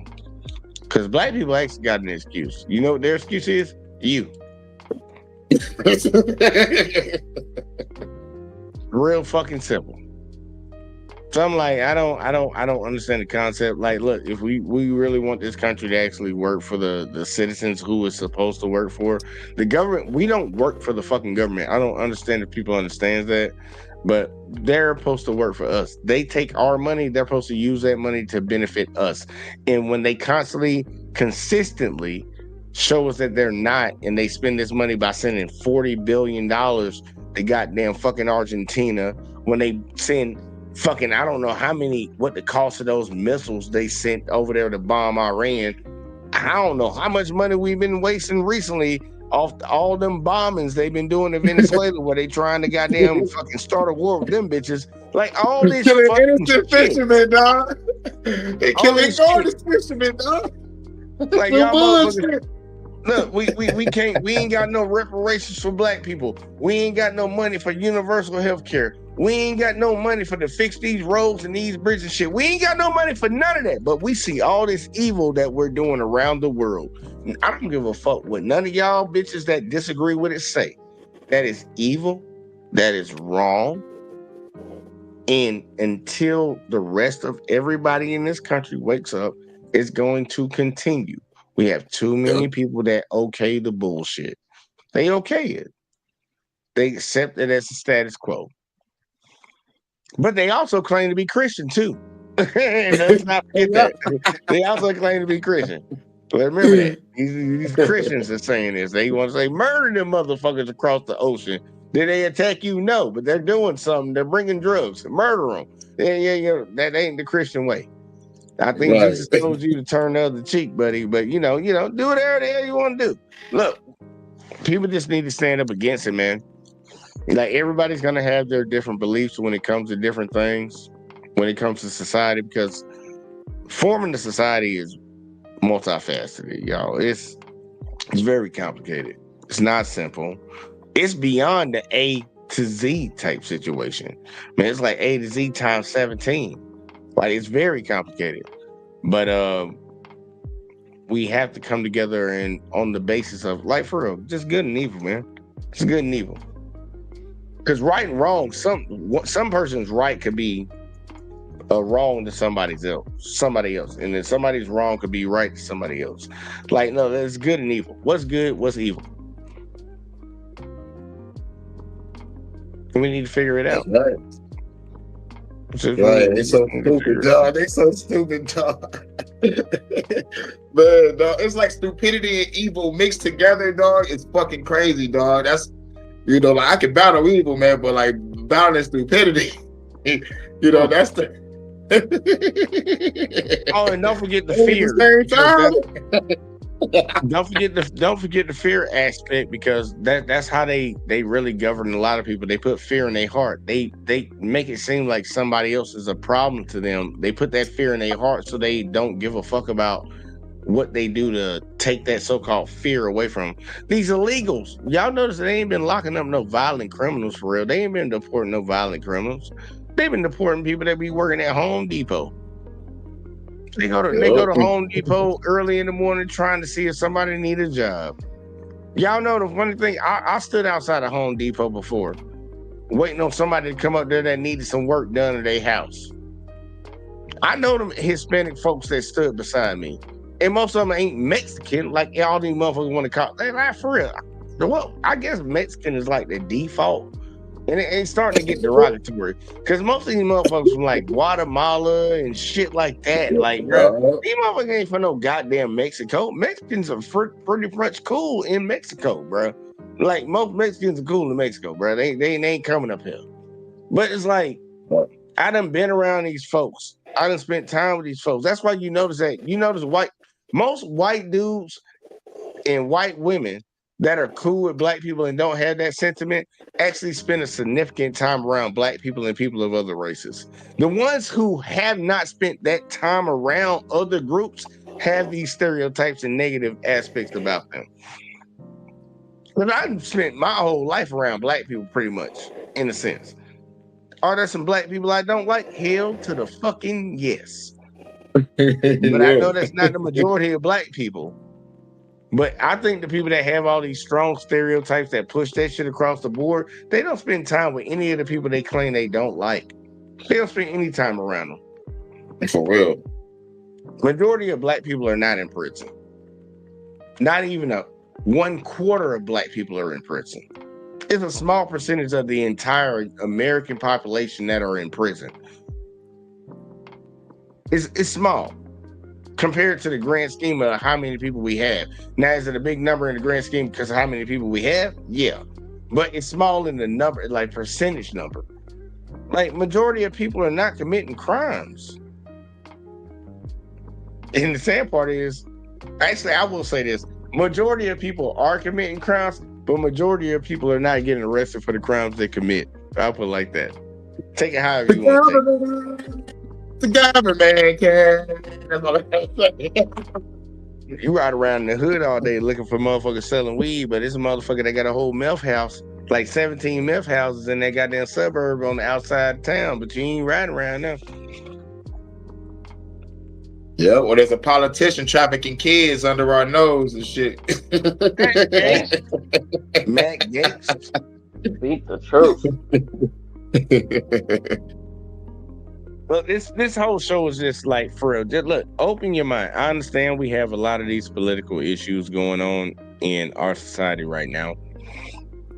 Left, right. There's no center. There's no center at all. But I know we got a lot of these political issues going on. Please open your eyes to what is actually going on. And please, the simplest thing in the world to do, because I'm pretty sure majority of us, if not all of us, have this on us. Take your fucking phone, pick it up. Especially if you got an Android. Now, y'all Apple Siri using motherfuckers, y'all can download Google on there, but just tap it in there and ask that bitch the question. I know my boy Job was talking about Chat GPT and all that. Ask Chat GPT if you're an Apple user. Ask them if what you just heard is true. Because sometimes if it sounds too good to be true, if it plays into whatever bias you have, you need to check your own biases. Or biases, as they like to say. Check them. Then make sure that you ain't getting led astray, bro. Because a lot of this shit that they feeding us is propaganda, bro. It's just indoctrination on level 12 right now. Like, dude, that's why I don't. Yo, look at the Smith-Month Act, everybody. The Smith-Month Act. They have the right to put our propaganda in front of you and fuck you up. And it's supposed to be a tool of the motherfucking for the foreign nations, but they're using it on us. So look up the Smith-Month Act, everybody. Real, man. Like, look, man. I hope this video helps some of y'all, and I know it's gonna be some people like, yeah, these stupid ass Negroes or whatever, niggers or whatever they might say. That's fine and dandy, man. Look. For most people, like, look, man, y'all gonna have to deal with this shit to the day y'all die. And I'm gonna tell you, for me, I'm not gonna have to worry about it. I'm getting the fuck on. I ain't got time to be worrying about that shit. It's just a matter of time, and I'm not tripping on it, man. It's gonna be your fucking problem. I just do my fucking prophesying and talking from a distance. I love, like, you know, I ain't gotta be up in your face, but I can love you from a distance. It's gonna be that type of time. Hey yo, like Martin Luther King set off of Boondocks. No, I won't be there with you. I'm going to Canada. Mm-hmm. I on some real ass shit, man. I ain't gonna be there with the motherfuckers. Like, I ain't got time for it. All I can do is say what I need to say one time, and I like. And if that's if I'm talking to you in person, all I can do is say it to you one time. And if you don't gravitate to it, it's all gonna depend on how much I give a fuck about you if I'm gonna say it to you again, because otherwise I'm just going about my business, bro. And like, just leave it at where it is. And it is what it is. I don't care what anybody else thinks about that. Like, that's one thing I stand on, where I don't give a fuck what nobody else thinks. You can say, oh, you're a shitty person, help me. Nah, fuck that. I got a certain amount of time on my goddamn schedule. that God gave me, or whoever is whatever, like, because I know some people, everybody got their own different belief. But from my side, there is somebody up here above. And there's a certain time period that he gave me on this earth. I'm not wasting it on you. I can guarantee you that shit. I'm gonna do what I'm supposed to be doing in between, like what I'm doing right now. And if that's not enough in between, like, bro, I gotta have time for myself. I gotta have time to get myself right. Like, bitch, like, look, the plane going down. You know what they tell you every time, y'all? The plane about to crash and it's falling, it's descending, you come with different atmospheres down. They tell you to put your fucking goddamn mask on first. I'm gonna put my motherfucking mask on first. I just want you to know that. Every fucking time. I'm gonna save myself before I save you. If I can save myself first and I got time, I can try to save you. But I'm gonna save myself first. And this shit right here, bro, it's not it. It's just not it, bro. Like, I don't know. I'm a little irritated talking about it. But look, man, we done dragged this shit out. Once again, before we get up out of here, I know y'all kind of gave somewhat final thoughts, but I need to get Jive, let him know where to find you at again real quick, like, and then we're gonna go to Hurricane. He let him know where to find him at. All right, bet. You can find me at No Jive TV for the gaming, and Reality with No Jive on YouTube and Facebook, Instagram, X, and all that. All right, now. Reality with No Jive and No Jive TV. For sure. All right, bit. Make sure y'all definitely go over there, like, subscribe, and share. I told y'all, man, if y'all in that world of tanks, man, look, he gonna put you on to something because he actually know how to run that hoe. He know how to run that hoe, and he know how to get a dub. I suck at it. And in Vigor too, I'm a boss in Vigor. Oh yeah, and that Vigor, that he can keep that Vigor to himself. But yeah, and that Vigor too. Vigor, I like stealing y'all shit. So don't come around me. I ain't gonna hold you on that shit. Fucking Hurricane. I'm sorry, Kane Dynamite. I've been saying Hurricane all night, but it's Kane Dynamite. Kane Dynamite. Yeah. Your thoughts. Kane Dynamite, you already know. Black Dynamite. Dynamite, you already know. Yeah. Oh, great show. Shouts out there, everybody. Catch me at Hurricane JW2 on YouTube and Facebook, and on Hurricane.2029 on Instagram, and on Hurricane JW6 on Instagram too. And over here on YouTube, I'm home with the Fuck the Government podcast, HHN Special Report of the Detroit After Dark. That's the after party after this show. So people in the chat, start out to the squad. Make sure y'all come back. I'll be ready in like 5 minutes after we get done with this. But great show. Shouts out to everybody. You know what I'm saying? Shout out to JVJ. But make sure y'all like, share, and subscribe. You know what I'm saying? And hope this was a great informative episode for y'all to get some knowledge. You know what I'm saying? And know about this government and the empires before it, and know what's about to happen. And use your preparation. You know what I'm saying? Just watch yourself. You know what I'm saying? And keep your eyes open, man. Yeah. Keep your eyes open. And Hurricane, man, we're gonna have to get you a show on the network. We're gonna have to. You don't put in too much work already. We got to get you a show on the network one of these days, but we'll talk about that offline. One of these days. Look, man, I appreciate everybody that tuned in, man. For real, anybody that came to support Hurricane, support my boy Josh, support me, support whatever the fuck, man. I don't give a fuck what you was supporting, as long as you was here. I appreciate that shit. And look, we about to get into a time where I'm about to like literally lock in on some crazy ass shit. And we're gonna really have some conversations that's gonna piss some people off. So I might need to hire some security. But either way, outside of that, fucking man, I really do appreciate all y'all that tuned in. Make sure y'all hit that like, subscribe, share, turn notifications on, all that in the bag of chips for the Let's Talk with JVJ on Facebook and on YouTube. The JVJ Network on YouTube. Right. And everybody else's channel that they said tonight, man. Make sure y'all do that. Look, man, I'm just trying to show y'all something, man. Like, if y'all ain't vibing with it, y'all ain't vibing with it. But I just want y'all to see what I'm saying. I might be saying it wrong, and y'all can tell me if I'm wrong. Like, for real. Now, honestly, y'all need to if I am wrong. Like, for real. Tell me if a nigga wrong. You good. But for real, because that's the shit.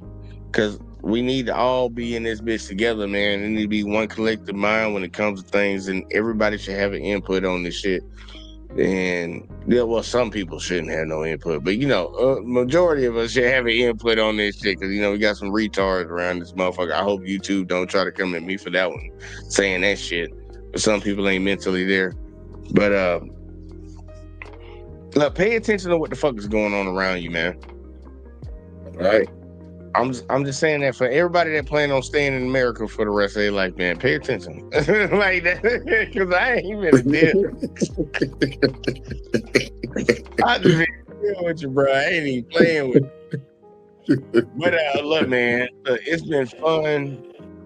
It's been great.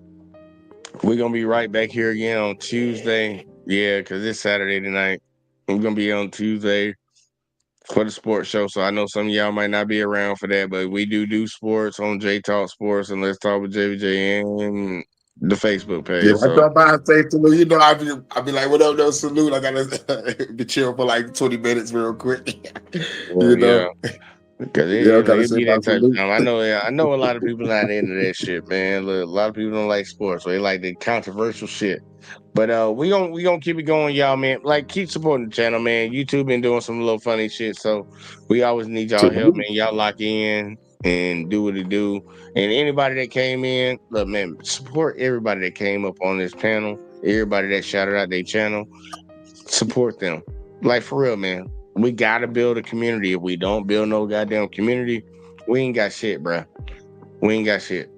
So we catch y'all in the next one as always, man. Yeah.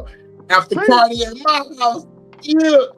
All right. Y'all go check out Hurricane. Y'all better make sure y'all do that shit. Don't tell me about me. Stop telling me about me. Stop telling me about me. Stop telling me about me. Stop telling me about me. I don't need you to tell me about me.